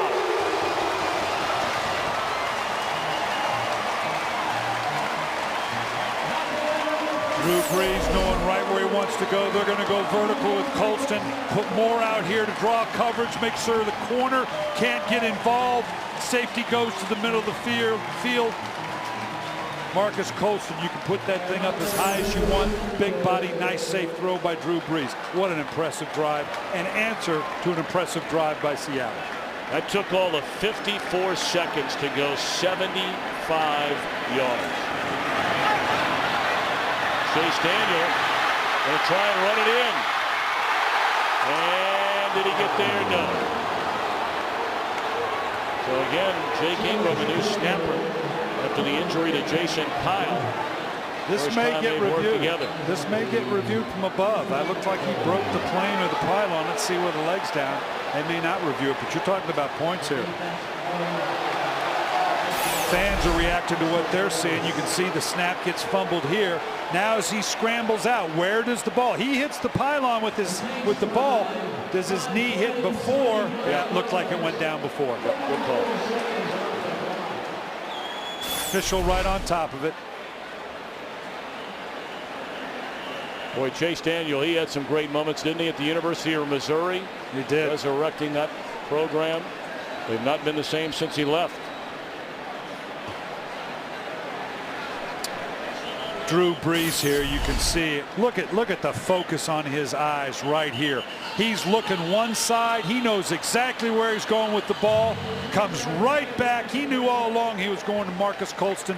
Froze the corner on the outside. Looked the other way to move the safety and went right where he wanted to go in the first place. Well, we understand they're taking a look at it upstairs in the booth. The Saints went 3 and out on their first possession of the game. They were a yard short. They thought about going for it on 4th down. Ever since then, 12 plays, 80 yards, touchdown. 10 plays, 80 yards, touchdown. 8 plays, 42 yards, touchdown. And now in 54 seconds, they go 75 yards for a 4th consecutive touchdown. Drew Brees, like all great players, great quarterbacks, is a prideful man. He got uncharacteristic criticism when they lost to Cleveland, saying he was unfocused, not necessarily ready to play, which really stung him. Here we're going to see the replay again, a little bit better angle. Where is the ball when his knee touches? Yeah, see, we can see he's just approaching the yard marker as that knee went down. You can see right here, freeze it. The knee is down right there, and the ball is clearly short of the marker. Worth a review, though. You're talking about points clearly. I understand why they're reviewing it. Well, it's hard to believe it's taken this long to figure this out. Yeah, you and I have seen it a lot quicker. We've had 3 views at it. I'll get on my soapbox again here. I don't think we need the peep show with the official going over. Let the officials up there see it, communicate it with the referee. We have the technology today to do that. I think we can do away with the challenge system and the replay system on the field. When the runner's knee was down, the ball was short of the goal line. Therefore, the try is no good. The rule in the field is confirmed. Brian, let me ask you this. You know, it's my opinion, and I don't know if you agree or disagree. There's two areas where the college game, I think, has it better than the pro game. I agree. We've already seen this already. His knee clearly is down, and they saw it upstairs. Down there, and then he doesn't cross the plane. Let me ask you, you know, the two areas many feel are pass interference, that a straight 15-yard penalty rather than the spot of the foul like they have in the NFL, and the other has to do with instant replay. Yeah. Every time there's a questionable call in the college game, you don't have a challenge system where you lose timeouts if you don't win it. And I don't think you even need the official to go over and listen to the headset. We've got the ability to just do it all within the flow of the game. The pass interference is one that's always discussed. That's a big penalty when it's at the spot of the foul, not 15 yards. There's another flag. So here we are with a minute left in Seattle after this penalty. The ball will be placed at the 40-yard line. Is going to get the ball at the 40-yard line, and they have, what, 2 timeouts remaining. That's exactly right. And in field position, this is what they were about to get until the unfortunate head-to-head contact call for roughing the passer on Drew Brees. But now Matt Hasselbeck, you can get a little of this back. At the very least, 3 points. You'd love 7. But at the very least, 3 points, if for nothing else, to get the emotional swing away from the New Orleans Saints.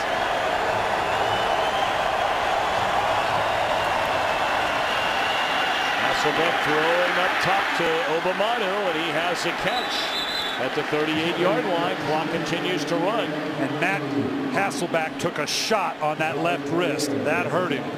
He's okay, but I tell you what, that hurt him.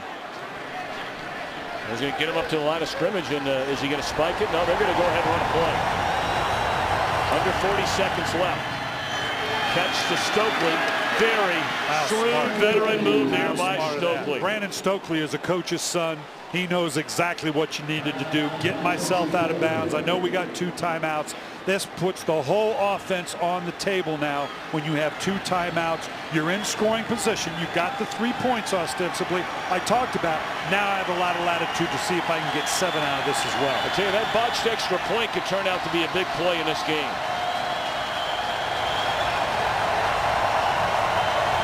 Michael Williams down here at the bottom.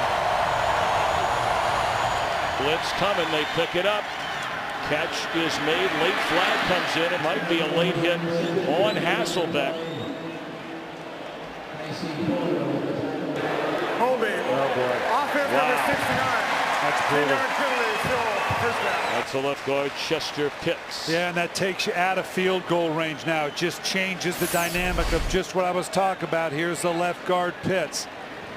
A couple penalties have really been costly here.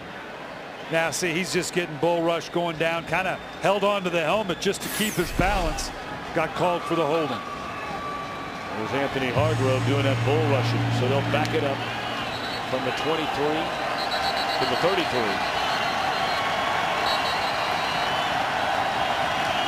There's no charge timeout to Seattle. First down. 24 seconds remain in the second quarter.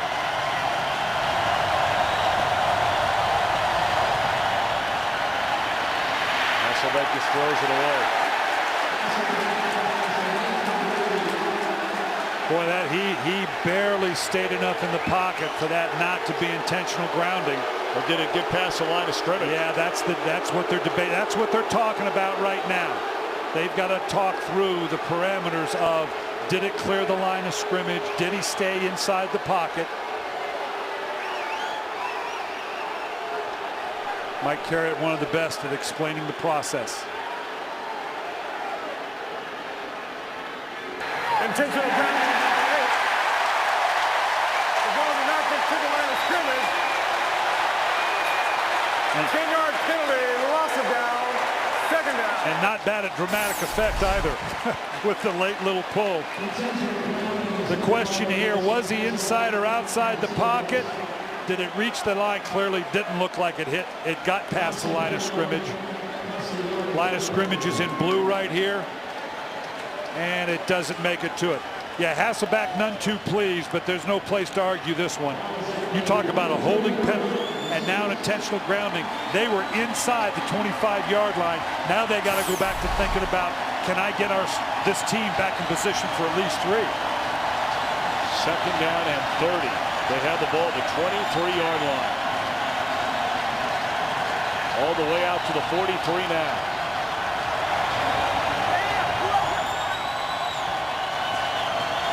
Well, you're looking through a throw, a catch, and an immediate timeout.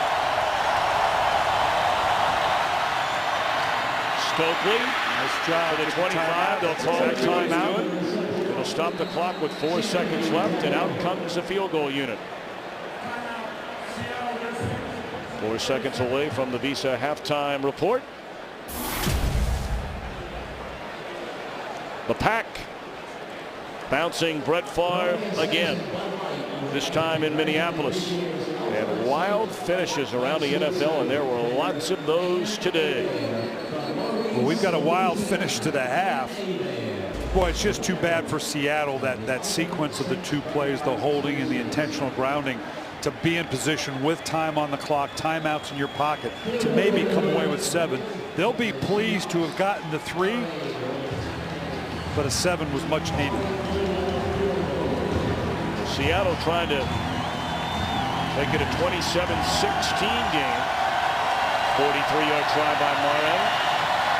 He's hit a couple of field goals already today, and this one sneaks inside the upright, and it is good on the final play of the opening half. 16 points scored by the 2 teams in the final minute 50. We're back after these messages and a word from your local Fox station.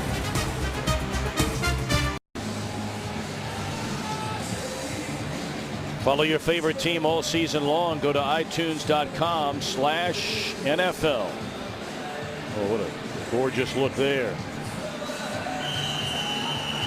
As we're set to begin the second half here in New Orleans. And the Saints will get the football. They scored on their last 4 possessions of the opening half. 4 touchdowns. Roby will take a knee. So Breeze and company get it at the 20-yard line. All right, let's go back to your head coaching days, Brian Billick. Let's start with the visiting Seattle Seahawks. If you're Pete Carroll, what are you saying to your team at halftime? How do you feel right now? Well, you know, they're in a tough environment right now. What you can't do is put yourself in a mindset that you're going to bleed to death slowly. Hey, you know, if we're going to go down, let's go after them. Let's pressure a little bit more. We'll continue to take the shots down the field. Got to show a little bit of balance, but we can't just give in to the overwhelming emotional presence of New Orleans right now. I got to do something to change the dynamic. We'll see if their defense can come up with a stop. And a batted ball. And is that caught by Jermon Bushrod? Yes, it was. Seattle's missed on a couple of those chances today, and if you're going to pull off a stunner on the road, you need these to go your way. Absolutely. When the ball bounces up this high, this thing takes forever to come down when you're Sean Payton. Please get to the ground. That ball was incomplete. Bushrod did not catch it. It's a second down. And the opening possession of this second half. And Breeze to hand it off to Ivory, who left re-injuring his shoulder in the first half, but back on the field in a gain of 7, his first carry here in the second. Well, obviously it doesn't take much here. You can see the yards rushing difference. The big one is the drives for TDs. New Orleans 5 drives, 4 TDs. What does Seattle have to do? Stay balanced, because they're going to let you run the ball. They don't want to give up the big play. Wait for that big play when it presents itself, and when you get into scoring position. Right now, they're trading field goals for touchdowns. Seattle's got to come up with touchdowns when they get down into scoring position. Right now, they're down 13. They're down 11 after that late touchdown and the field goal. And that is a catch for a first down up to the 46-yard line by Jimmy Graham. That's a big third down conversion. They keep putting Graham on these 7 routes to the corner. He is so big. Drew Brees knows he can put a lot of air under it. This former basketball player, gives him a big sweep spot to throw the ball. This guy's every bit of 6'6". When you stand next to this guy, you realize just what a huge target he is. Which they're playing today without Jeremy Shockey, without Reggie Bush, again without Pierre Thomas on offense. They pitch it to Ivory. And he crosses midfield. They'll spot it at the Seattle 49-yard line, a gain of close to 4. You know, New Orleans, particularly to start a game, is infamous for rolling a lot of personnel groupings through. They've been a little limited here. They're double tight end. We thought we would see more of it, but their regular formation, that's 2 backs, 1 tight end. They've been featuring that. Of course, they can get into a 3 wides. A little less of the 2 tight ends than we thought coming in. Breeze on the slant. Catch made by Devery Henderson. First down. Henderson having a quiet season this year. He has. He has been a big play guy for them for some time. He's 22 catches on the year so far. Last year he had 51 receptions, but was really their big play guy. Haven't quite gotten the same big plays out of him this year. I don't know if that has to do with Devery Henderson or because of the lack of the running game and some of the things they're doing.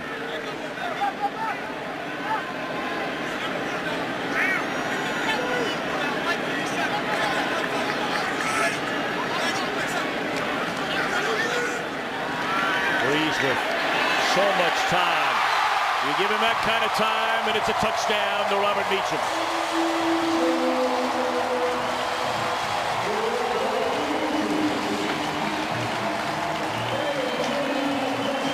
They're going to crunk some more here in New Orleans. Meacham is out here. It's just a skinny post. They bring Devery Henderson right down the middle. They nod to the post.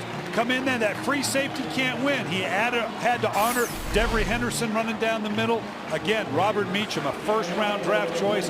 Minimal presence so far. If he can indeed now become part of the equation as they start to get these people back, they could get back on that Super Bowl balance they had last year.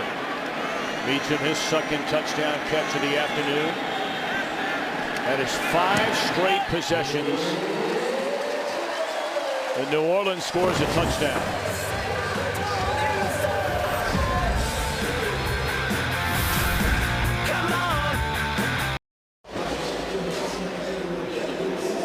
What do you say to a guy over there when you have 5 straight possessions with a touchdown? Why even bother to look at that stuff? No, you just want to tell me what you're doing, man.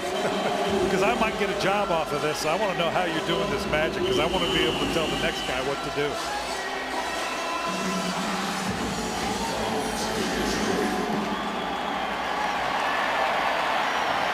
All right, Seattle will get the football for the first time in his second half, and Leon Washington brings it out to the 25. I'll go back to Drew Brees trying to fire his team up for this game. Listen to what he had to say. Let's go, baby. It's time to separate ourselves from the rest of the league. And it starts today. Here we go. Who that? Who that? Who that? Who that? Who that? Who that? What we do? What we do? What we do? Well, the end of that routine, you've heard most of that, but the difference saying at the very start, time to separate ourselves from the rest of the pack. He's just passed John Hable for 20th place all time, over 33,000 passing yards for Drew Brees. Obamanu on a first down, picks up 9. Well, they're about to separate themselves from the pack because with this game and then they a Thursday night on national with the Dallas Cowboys, they're no more going under the radar. They're out of the witness protection program because this could very well be, if they get this kind of roll, we're going to start talking about the New Orleans Saints again. Well, this one's a long way from being over. Absolutely. I mean, I wouldn't start any way, shape, or form any of you to believe at home that throwing in the towel on this thing. Although that certainly doesn't help. Was he already down? Or are they saying he fumbled the ball before he hit the ground? This will be an interesting call here. Mike Carey is pointing and saying it's New Orleans ball, but Pete Carroll may want to have a look at this. He will, but it looks like I think the ball did indeed come out. As you're going to see him, we're going to roll, and just as he comes down right there, look at there, The ball's out. That ball was out as he was rolling around on his backside. I think you can see it again here. The ball starts to come out. He is down there. The ball is clearly up in the air. This one's going to stand going New Orleans' way. That was stripped and recovered by Roman Harper, and Marshawn Lynch has had a dreadful day today for Seattle. If indeed this play stands, he's dropped 2 passes out of the backfield, and now a fumble.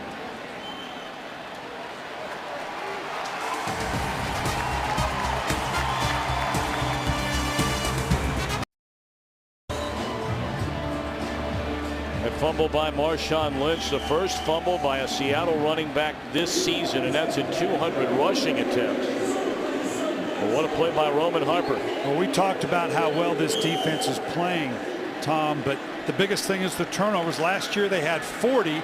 They only have 13 to date. Obviously, if they can get that back into their defense as well, that's going to be imposing.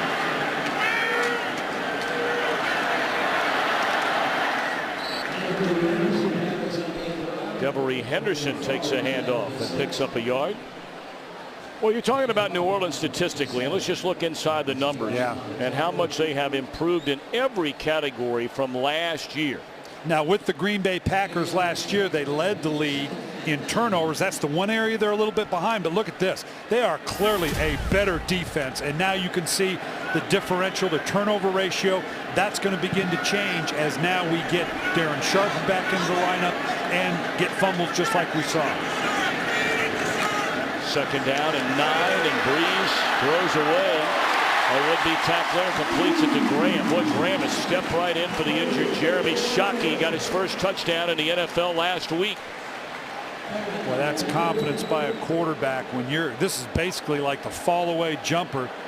And again, it's because of the faith he has in this big target. This is a big sweep spot to be able to hit a guy like Jimmy Graham. He is going to become more and more, as we go down the stretch, a part of what they do. Imagine having this, Thomas, and you get Shockey back, and now you get the running presence of Pierre Thomas to go with Ivory, and by the way, throw in Reggie Bush. A little scary. They had a very nice story on Graham. There wasn't a lot of depth to it, and you can understand why. A young man who had a troubled upbringing was adopted by a family much later in his high school days that became his adopted mom and dad.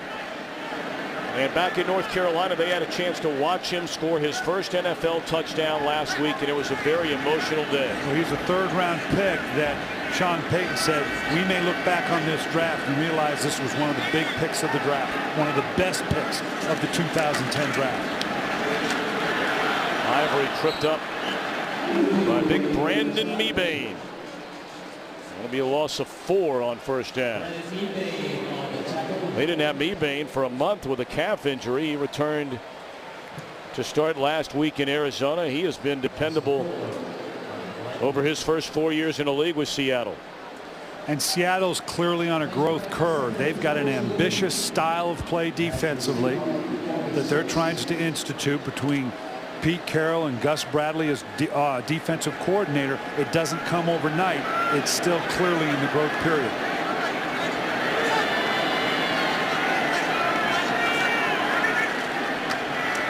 Breeze down the middle, and look who's there again. That's Graham. Watch, this is what I'm talking about, the wingspan of a guy like this. Drew Brees. Ball fades off a little bit. Watch those long arms. This thing drops down. He doesn't even have to bend over. He drops those hands down in there, comes up with the catch. Again, for a tight end, the sweep spot, the area I can throw the ball as a quarterback, is so huge for me as a quarterback because I know I can put it just about anywhere with a big athlete like that. Is this a 6th straight touchdown? Incomplete. Let's quickly go to Los Angeles to Kurt Menefee. And we quickly take you to the Patriots and Colts. Danny Woodhead, the reject from the Jets, making a name for himself with New England. 36-yard touchdown run, and the Patriots have a 28-14 lead over Indy in the third quarter. Tom and Brian. Danny Woodhead, of course, turned loose by the Jets. and has become a big part of that New England offense. Final moments of daylight here in New Orleans, and daylight up through the middle of that offensive line for Chris Ivory. Ivory's a great story, a young man who grew up in Texas, started at Washington State, and for 3 years there was injured. They just could never get him on the field. And by the time his senior year came around, he transferred to Tiffin, that's in Ohio, and had a good senior year, coming back from injury, but not good enough to be drafted. But it's good enough to lead all rookie rushers in the NFL. And you can see what he puts back into the New Orleans Saints offense. We just saw a 2nd and 10 after a shot to the end zone on 1st down. Up to this point, without the running presence of a Pierre Thomas and a Reggie Bush. Typically that might be another throw to the end zone, a throw by Sean Payton. But he came back with a 2nd and 10 run to Ivory and then ran the ball again on 3rd and 2.5. And now it's 1st and goal at the 7. Saints have scored touchdowns on 5 consecutive possessions. Make it a bid for a 6, and it's batted down at the line of scrimmage. Drew Brees wants that one back. You can't throw flat inside the 10. Too many hands can go up. You can see here he just needed to put some air on it. He makes the play fake. Watch the reaction of the linebackers. He's got what he wants. They're stepping up, but it's way too flat. Defensive lineman knocks it down, or a linebacker. He needed just a little air. He had another touchdown on the books. Junior C of E looked like he was the one who got a hand on that pass. Nice play of the drive. Ivory still churning those feet to the 4.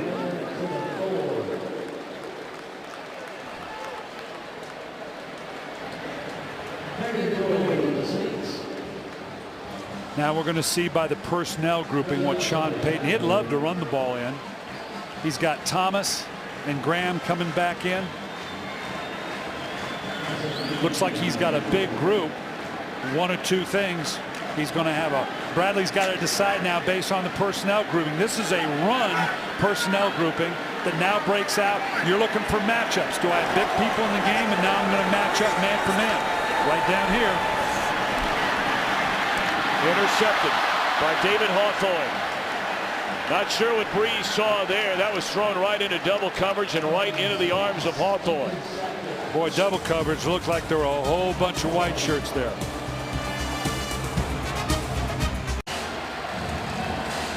Sixth straight game with an interception. That's the longest streak of his career for Drew Brees. He's thrown 13 on the year after throwing 11 all of last season. And that's the 4th inside the red zone. And Hasselbeck on 1st down to Lynch, who hangs on to the ball and is out to the 9. Let's go back to that interception. Yeah, all they're trying to do is with Meacham here, they're going to set a little double move and go vertical, try to bring Thomas in, and you're going to see what happens. He draws coverage. He's not there, and Drew Brees, stop right there. Drew Brees looked like he thought Thomas was going to go into this voided zone. For some reason, Thomas couldn't work past David Hawthorne that led to the interception. Flags all over the place. Offense number 76. Half the distance to the goal. Remains 2nd down.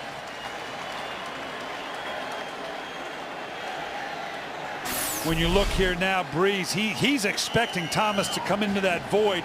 He's got to let the ball go before he actually sees him make the move. And Hawthorne positioned himself, cutting Thomas off. I'm not saying that's not Drew Brees' responsibility, but he got betrayed by the route itself a little bit.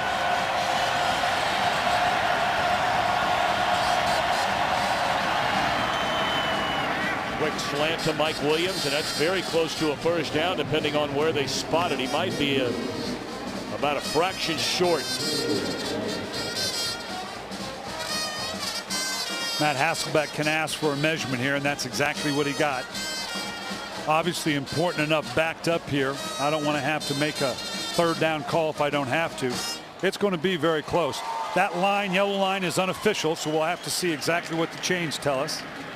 And obviously it's official enough to be right.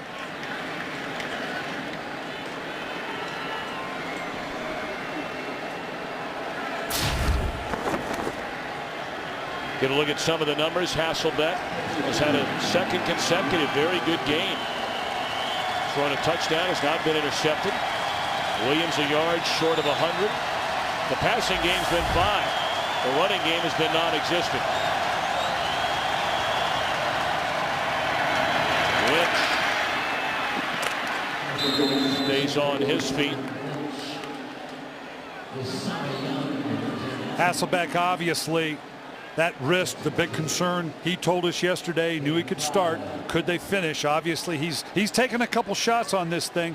He's a warrior. He told us, I could not play. When you watch guys like Tutupu and Laurier Malloy battling through the things they do, how do I not play because of my left wrist?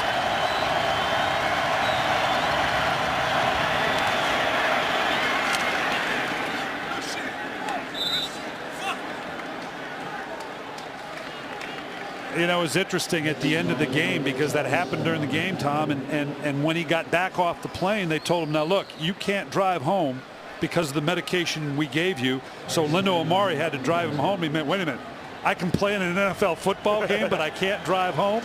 Where on that bottle does it not say, don't operate heavy machinery and don't step on, but you can step on an NFL football field? Good protection, Lynch out of the backfield. Tackled from behind, hit very hard, able to hang on to the football.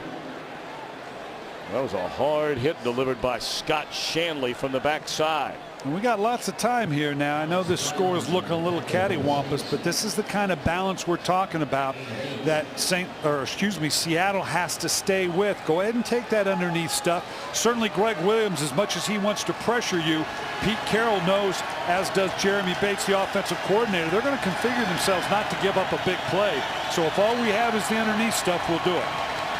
Bates recognizing, I'm going to have a big play in here dialed up, but take the underneath stuff when they want to come after us.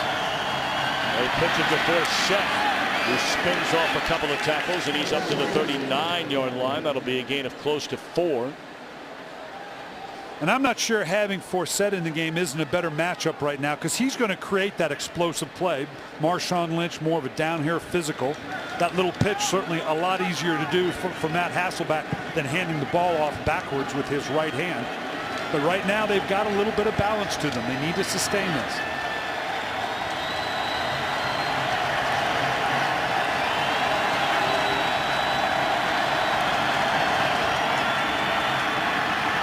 Forsett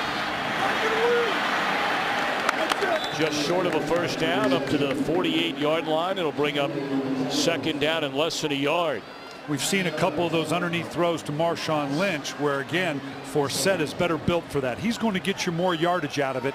This is a good guy to have in here right now, both for that and for protection. He's very good on protection. At some point, Greg Williams isn't going to be able to help himself and bring pressure.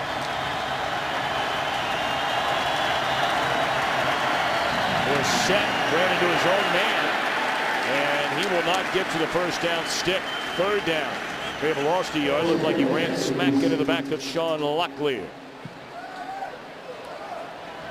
As unlikely as this field position would dictate, I'm not sure you're not in 4-down territory. I know we got 2:33 or under 2:30 in the third quarter, but the way this is going with New Orleans, you got a little bit of a drive going. I know what it means if you don't get it, but you may have to be in 4-down territory here on your side of the 50.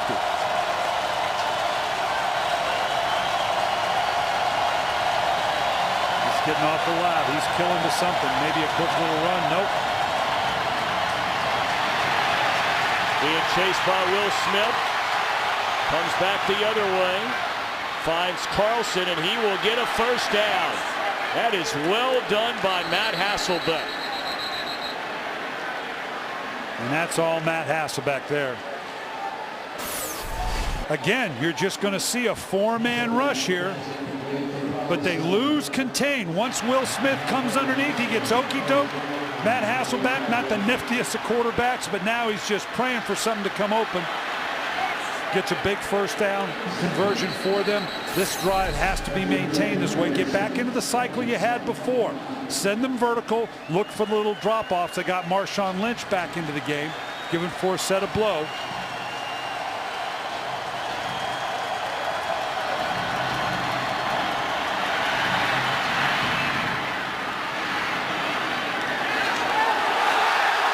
Lynch has fumbled again. Oh, boy.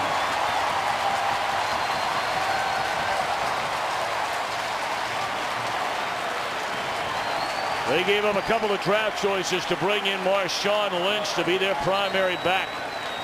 And he has had an extremely disappointing game today. Shanley's got it. He was the one who stripped it.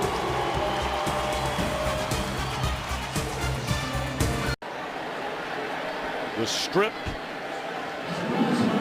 by Scott Shanley on Marshawn Lynch, and then Shanley covers it up. Just a good job ripping it away. You know, Greg Williams is all about, we'll let you have a few yards after the catch.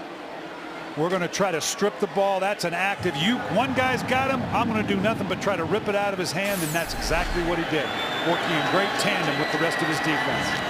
So Breeze and company back on offense. That's Ivory up to the 48. That's 2 fumbles by Marshawn Lynch. I got to give you a Billick 101 here, Tom. You know, when it comes down to fumbles, you got to help your backs. It begins with a couple simple steps. Put your hand over the tip of the ball. Put your forearm against the ball, and now feel it against your body. You got to squeeze it. Put your elbow tight so they can't come in from behind. And when you're wrapped up by a whole bunch of people, put that off hand over the top. You got to protect the ball. Why are we still on 101? We're in the second half of the season now. We're working there, man. You got to pay your tuition bill before I move you up. I'm a little short on cash. Graham, another reception. He's had a career day today. And as I said earlier, when you visit with Sean Payton, you visit with Drew Brees, a little smile comes over their face when they talk about Jimmy Graham. They see the potential for this big receiving tight end. That should be the final play of the third quarter. New Orleans 34, Seattle 16. Fox NFL Sunday will continue after a word from your local Fox station.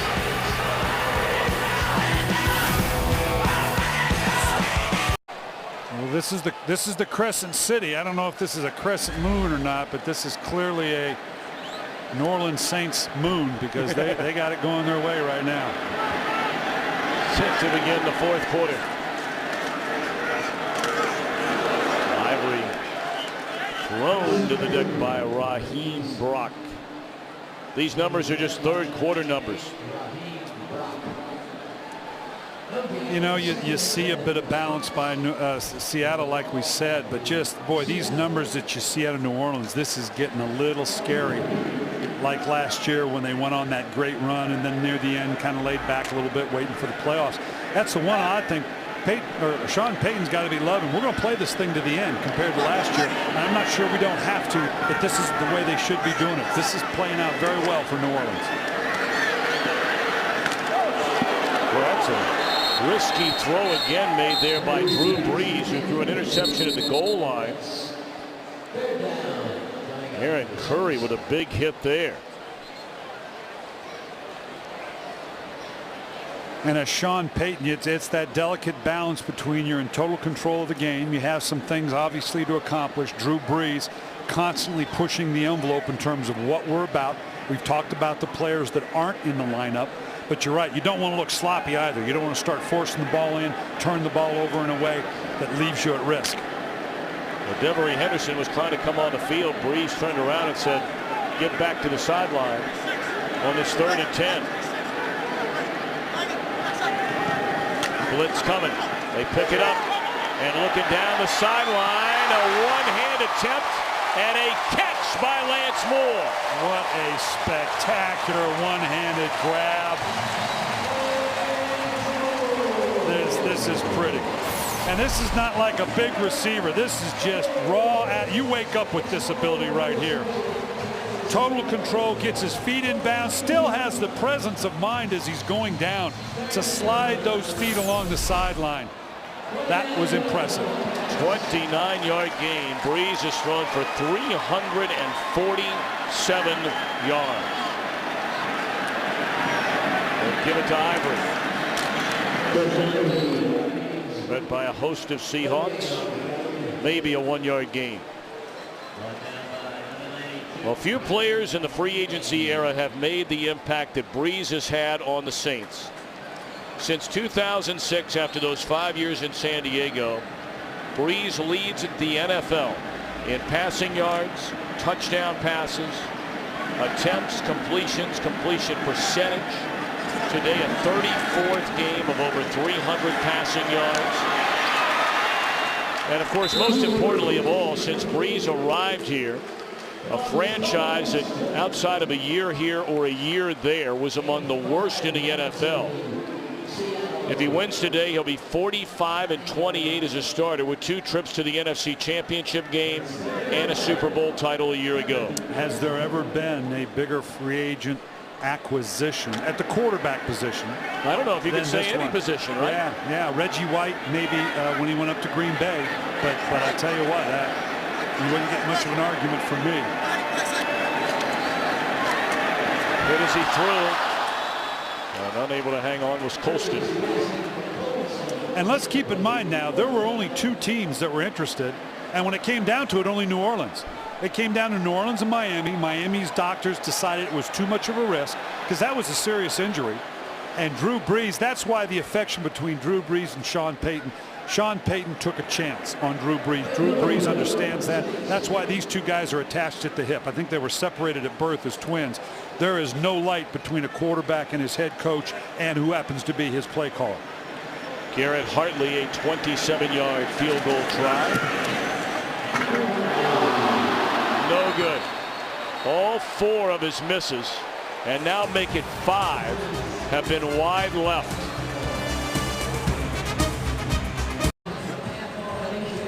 Chip shot missed by Garrett Hartley. It remains a 34-16 game with New Orleans in front. 12:28 to go at the Superdome.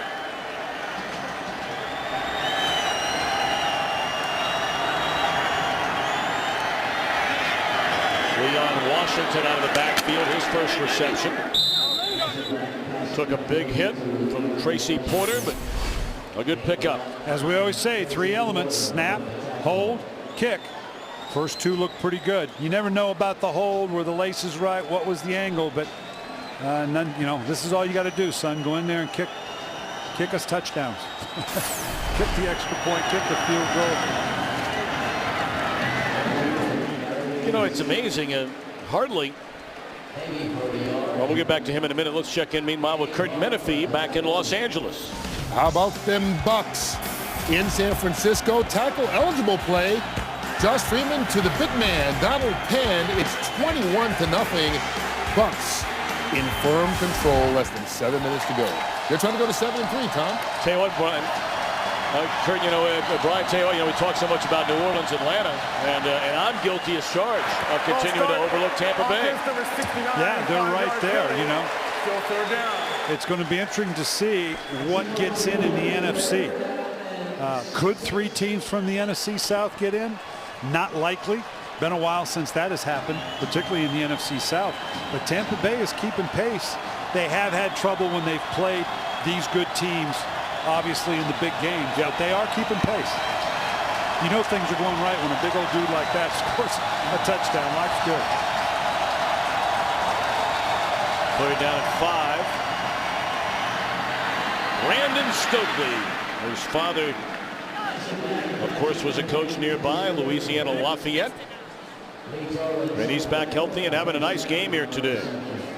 Seattle still has some pop about them. I like what I see here. They're in obviously, God bless the NFC West. 8-8 will likely win the division and go to the playoffs, so just be there at the end. There's a lot to play for this game. Not that they're out of it, but they've got a lot to go in this game, and right now they're showing a little bit of pop to themselves. Hasselbeck has thrown for over 300 yards, and he does get down, wisely so. Before Jabari Greer or Scott Shanley or Lee Torrance had a chance to hit him. Hasselbeck has had another good game. I mean, that's another thing at least Seattle can build on. This is back-to-back 300-yard passing games for Hasselbeck. Well, we've got to remember, this is a totally new system for him. For what he was under for years and years under the Mike Holmgren system, they extended it under Jim Mora.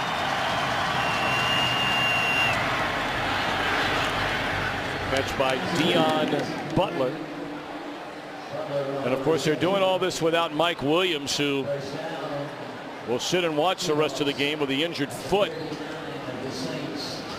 And remember, they let Deion Branch go. Here, Mike Williams, you can see this was early. That was the big play early in the first quarter. Gets his left foot caught up. We thought it might have led to the hamstring. Clearly, that foot giving him problems. They let Deion Branch go. They like the young receivers. Mike Williams, not young, but obviously coming back. Butler, Golden Tate, he's not up today. Intercepted. He had an eye on Baker, the tight end. But it's intercepted by Porter, his second pick of the year. The air is leaking out of that balloon quickly. Well, Pete Carroll challenging the call on the field. And we, of course, have the benefit during the commercial timeout to take a look. And it appears as though the interception was not caught. Yeah, I think you can see that he throws it too far to the outside over Baker. And now as the ball comes down in, you're going to see just it gets through the hands, and right there, the ball's on the ground. Let's bring it back if we can. You can see the thing definitely bounce up into it. I probably, all right, keep back. Stop right there. Okay, right there. You can see the ball is clearly coming out. It's on the ground. He did not have control of it. So Seattle cuts a break here. That was just a bad pass by Matt Hasselbeck. First, Baker's not that kind of a guy, but you got to bring that over the top of the linebacker. So they dodged a bullet here, I believe. We'll see. There again, this goes back to our conversation, Tom. We've seen this in the break. If you do away with the challenge system, the guy up in the booth will see that, can make that determination, tell the referee the ball hit the ground, let's get him back on the field and let's go. I've been ranting about this for a while, but it's different when we put this in 1999. Even then, our technology and our ability to orchestrate this has changed. We are so far ahead of the curve. I mean, go to the U.S. Open or any major tennis tournament. I mean, we can find within seconds the Hawkeye that tells you whether that to the millimeter as to whether the ball is in or out. We could certainly utilize this here, but I may be a little source sensitive given the way this replay system has cost my back pocket. $75,000. After review, the receiver did not complete control before the ball hit the ground. Therefore, it's an incomplete pass. Seattle is not charged a team timeout.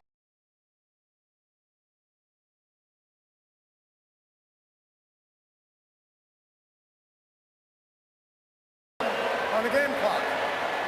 9:24 on the game clock. And real clear cut, as we showed you, the ball comes in. You can have simultaneous catch with the ground, but here he never has control. It hits the ground. It moves around. You can see that. Always just look at the laces. Clearly not a catch. And replay works. Don't get me wrong. I like the replay system.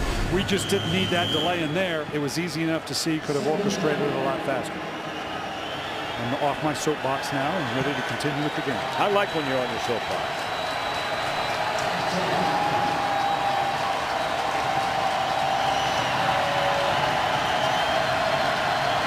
So Seattle gets the football back. Justin Forsett for a yard. Let's bring in Mike Pereira from our Fox Command Center. Mike, what are your thoughts after listening to what Brian just had to say a moment ago in reference to replay? I think I'm getting on his soapbox. Whoa, wait a minute. I want to hear that again. I know that shocks you, but I'm starting to agree. There's been so many challenges, so many more challenges this year. I think you got to look at expediting the process and let the guy upstairs think about him making the decision. And I mean, you're hearing from a guy who knows more about this than anybody, and that's Mike Pereira, the longtime head of NFL officials. Mike, I'd be curious, just for the common fan at home, because even as a broadcaster with Fox, I'm not even sure about all of the layers, like trying to get a bill through Congress. You have your competition committee, you have your rules committee. You know, how would something about like that come about if indeed it did? What Brian is talking about and what you seem to be agreeing with. What would have to happen? What's the process?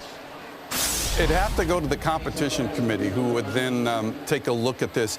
And believe me, they've discussed this already, and they've begun, I think, to lean a little bit in that direction. You know, they've followed the college game, and it seems to work in the college game. Now, to me, you know, after being on this side of the fence, I kind of agree, too, because I really think that every time you stop it, you're talking about a 3-minute stop. And if they may have to elevate the status of that replay assistant a bit, but I think he can be run a little bit more efficiently if you just put it in his hands and let him make the decision. All right, Mike, thank you very much. Mike, and I got to tell you, I appreciate how much more insightful and intelligent you've gotten over the last year, because it just never ceased to amaze me how you continue to broaden your view of this. Well, it's with your $75,000 in my back pocket that I've gotten a lot smarter. You've gotten all you could. Now you can move on. Thanks, Mike. You got it. Hasselbeck before set. And that's a first down to the 5-yard line. Clock down to 7.5 to go. And clearly we got 4 shots here. This is 4-down territory for Seattle. Got a man down. Getting either a breather or. That's Will Smith.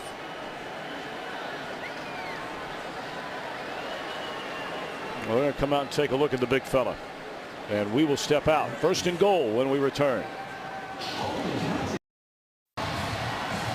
Will Smith appears to be all right. Jeff Charleston checks in to replace him. First and goal for Seattle to 7. They're down 34-16.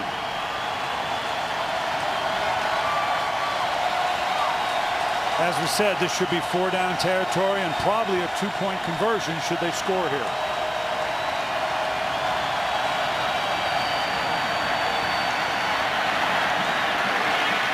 Set. Spotted just outside the 3-yard line.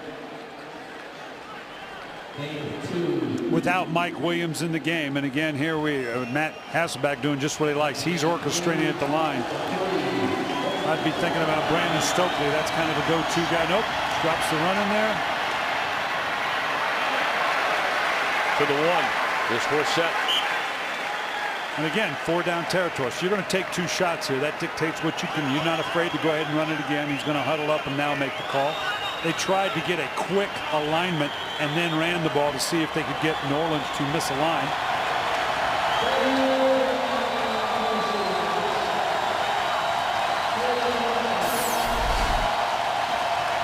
Look at leading up there with that left hurt hand trying to shove it in there. That's giving it up for the cause there now with 2 broken bones in your hand. For a set. Great hit. Great defensive play. Jonathan Vilma, Anthony Hargrove, and company. Boy, that looked like it was going to slice, and I want you to watch the way Vilma and this group just come screaming in here to blow this up. Great transition from recognition to action. Now you got your 4th down. Oh, they're going to kick it. Boy, down by 18, 5:42, and you haven't even begun to slow down the New Orleans Saints. It's going to be a 20-yard field goal try.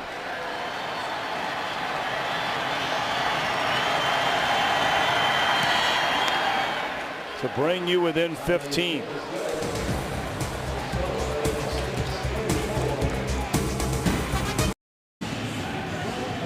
Great aerial pictures today and now tonight provided by DirecTV.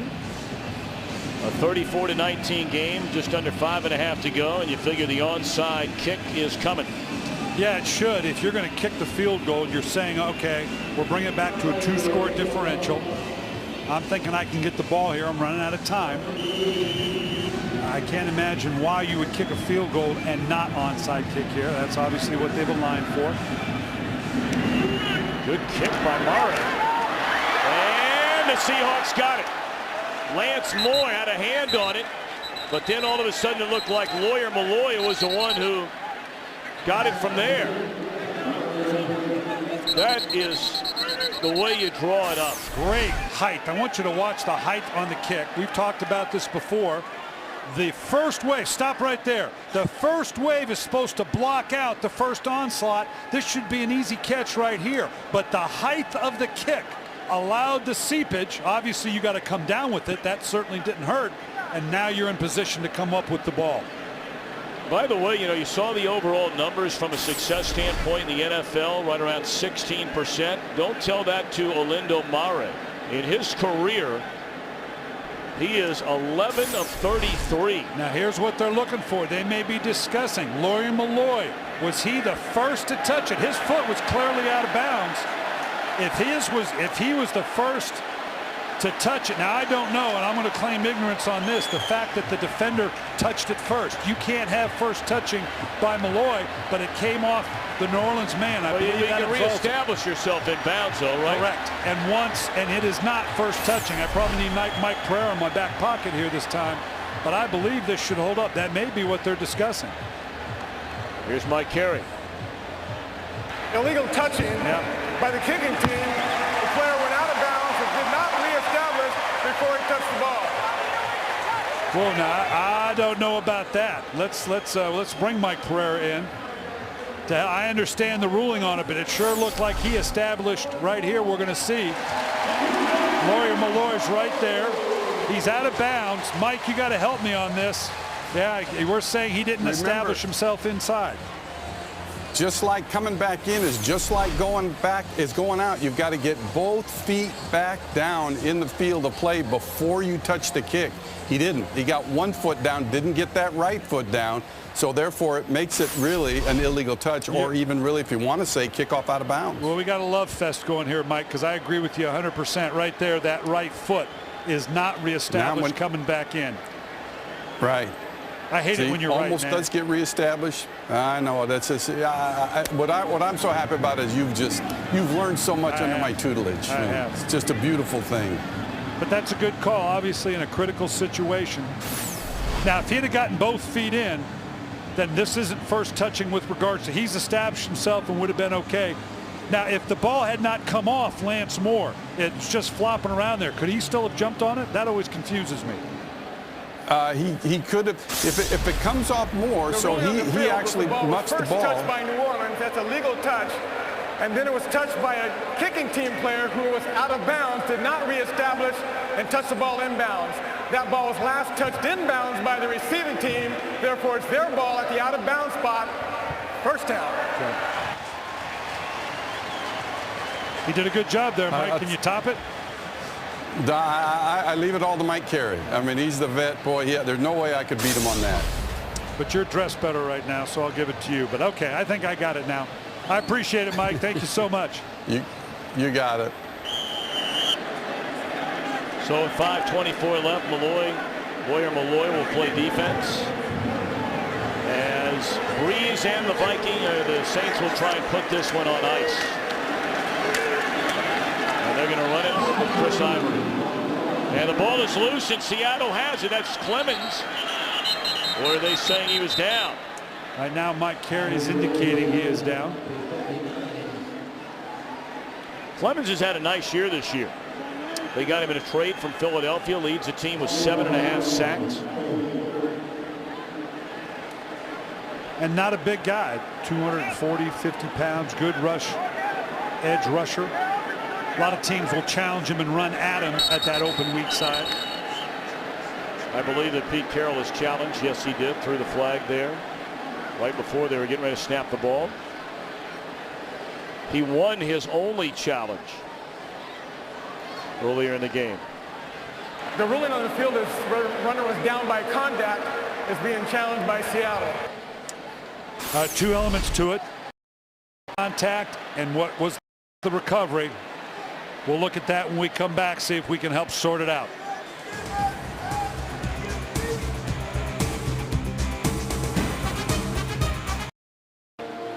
Seattle challenging the call on the field, which said the runner was down before the ball came loose. And from our indication, it looks like the elbow had gone down. Mike Carey's going to come out and tell us what he sees.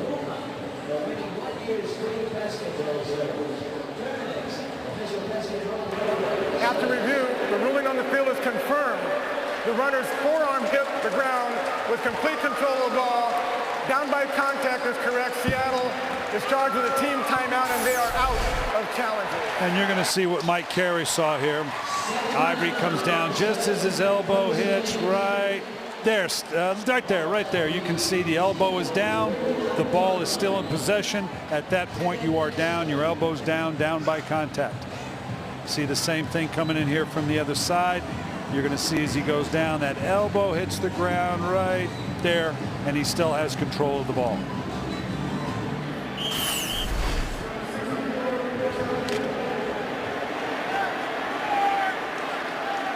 Second down and 7.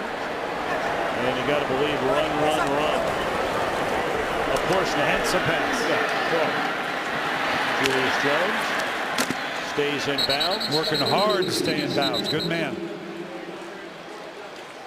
A couple of his former teammates take him to the deck.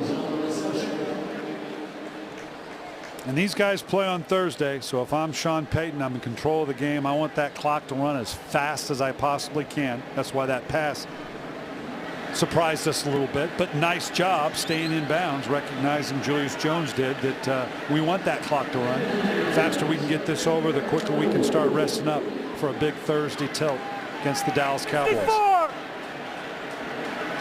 3rd down and 3. Julius Jones will pick up the first down and then some. Going for the end zone. And he's run out of bounds at the 1, but a penalty flag all the way back in the line of scrimmage. Holding. Offense number 73. 10-yard penalty and still 3rd down. That's the All-Pro Jari Evans. Yeah, that would have pretty much nailed it. The right guard right there.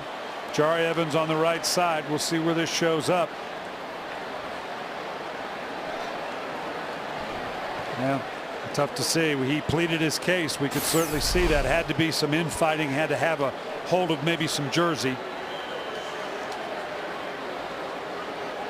Now we'll see what the Saints want to do. If they're going to want the clock to crank down, they'll run a draw.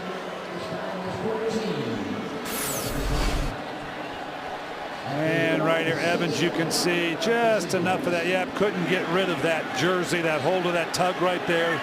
Mike Carey looking right at it, immediately threw the flag. And now another stoppage in play as New Orleans calls a timeout before a 3rd and 14. The play clock is down to 1.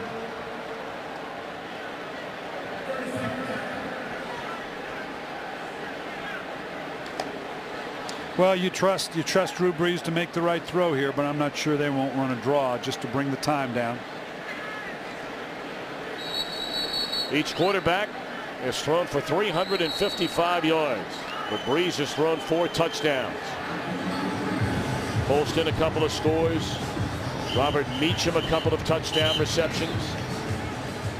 And Chris Ivory has run for 95 yards. 5 yards shy of his second career 100-yard rushing game.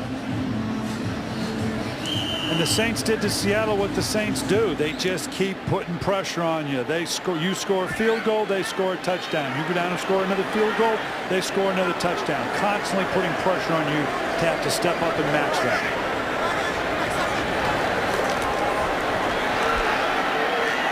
Third down catch. Good enough for a first down to the 31-yard line again against Marcus Colston. I believe we may have seen our last pass of the day, providing New Orleans holds on. Classic 4-minute offense now.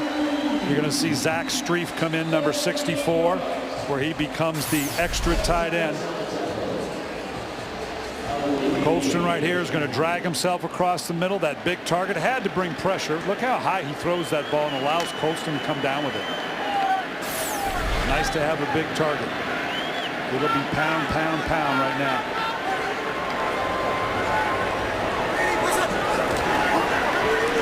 Julius Jones. Loss of the yard. Let's go to Los Angeles for a game break. Down 31-28. Peyton Manning trying to lead the Colts to at least a tie, but picked off by James Sanders of New England. 3rd pick of the day for Manning, and the Patriots get the win 31-28. They're now 8-2 on the year. Tom and Brian? Boy, those just seem to be automatic classics the minute you see it on the schedule. New England and Indianapolis. What great battles.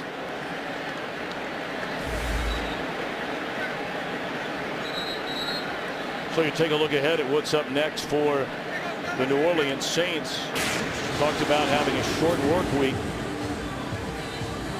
right here on Fox on Thanksgiving Day. They'll be in Dallas. Following week they will go to Cincinnati. Two very winnable games. Then you have the Rams here at home, and then you talk about a couple of back-to-back road games. The Saints go to Baltimore and they go to Atlanta. Yeah. And the way these two teams are going, that you know that those games are going to be relevant. And how great is that?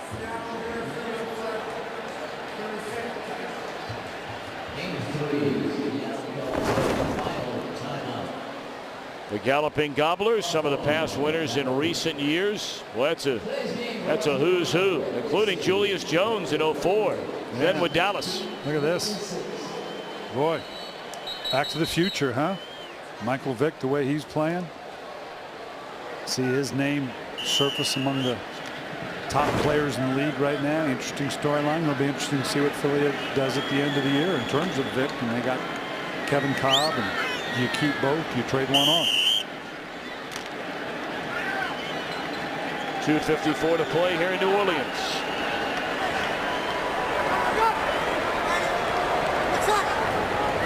No, I got contact. Boy, this has gotten ugly in a hurry.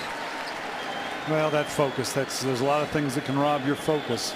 Clearly the pressure late in the game. Now they had to throw the ball here or try on 3rd and 9, 3rd and 5. Encroachment, defense number 59, 5-yard penalty, still third. Does this put this back now to where you might want to drop a run in there? Drew Brees, little inflection there. Just the head-to-head contact on the inside. Drew Brees as good as anybody at drawing people off sides. This might put it back into the run category now.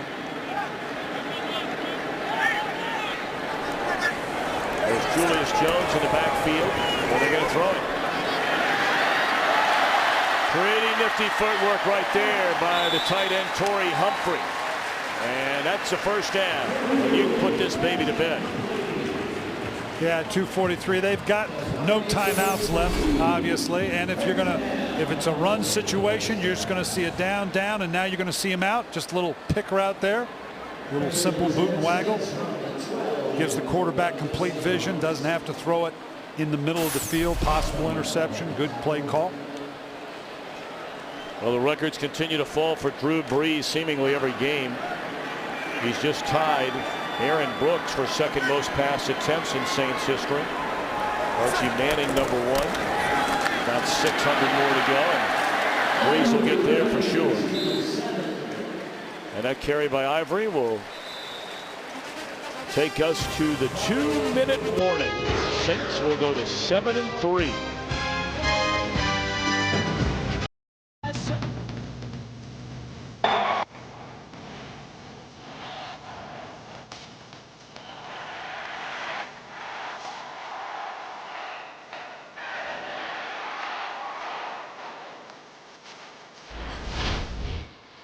All Saints here today.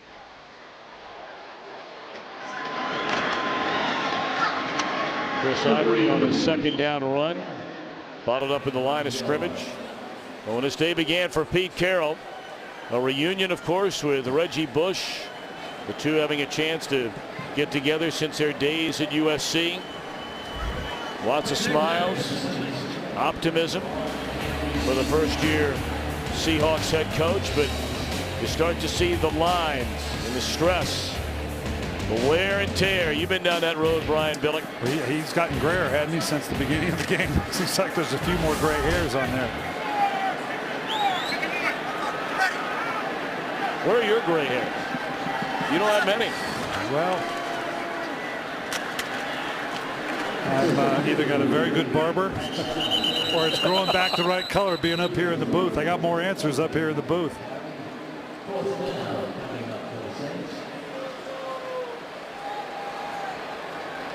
Saints. I can only imagine, not to interrupt you, but when you travel the miles that a team like Seattle has to travel every year, I mean, I can't imagine what it must be like for the head coach and the assistants. Because they're the ones that are going to be working all night during the week. what it's like by the time you get back to Seattle after a game from here. And there's many a time when you go right to the office, try to get a little nap in there and start right up. I know that's what's going to happen with New Orleans on the short week. They're going to have a short time to appreciate this.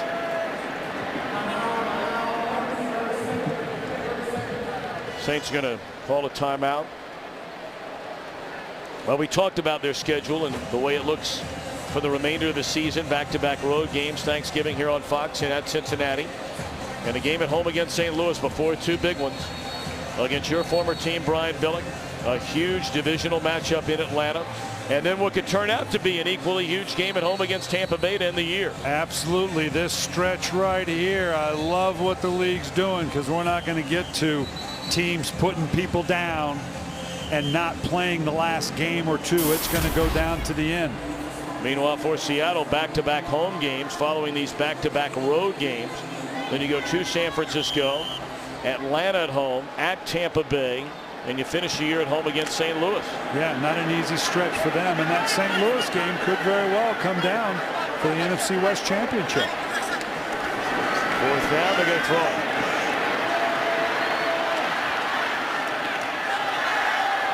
And it's intercepted by Earl Thomas, and that'll be his 5th interception of the year, which ties him with Michael Boulware for a Seattle rookie record of 5 interceptions. Boulware did it in 2004.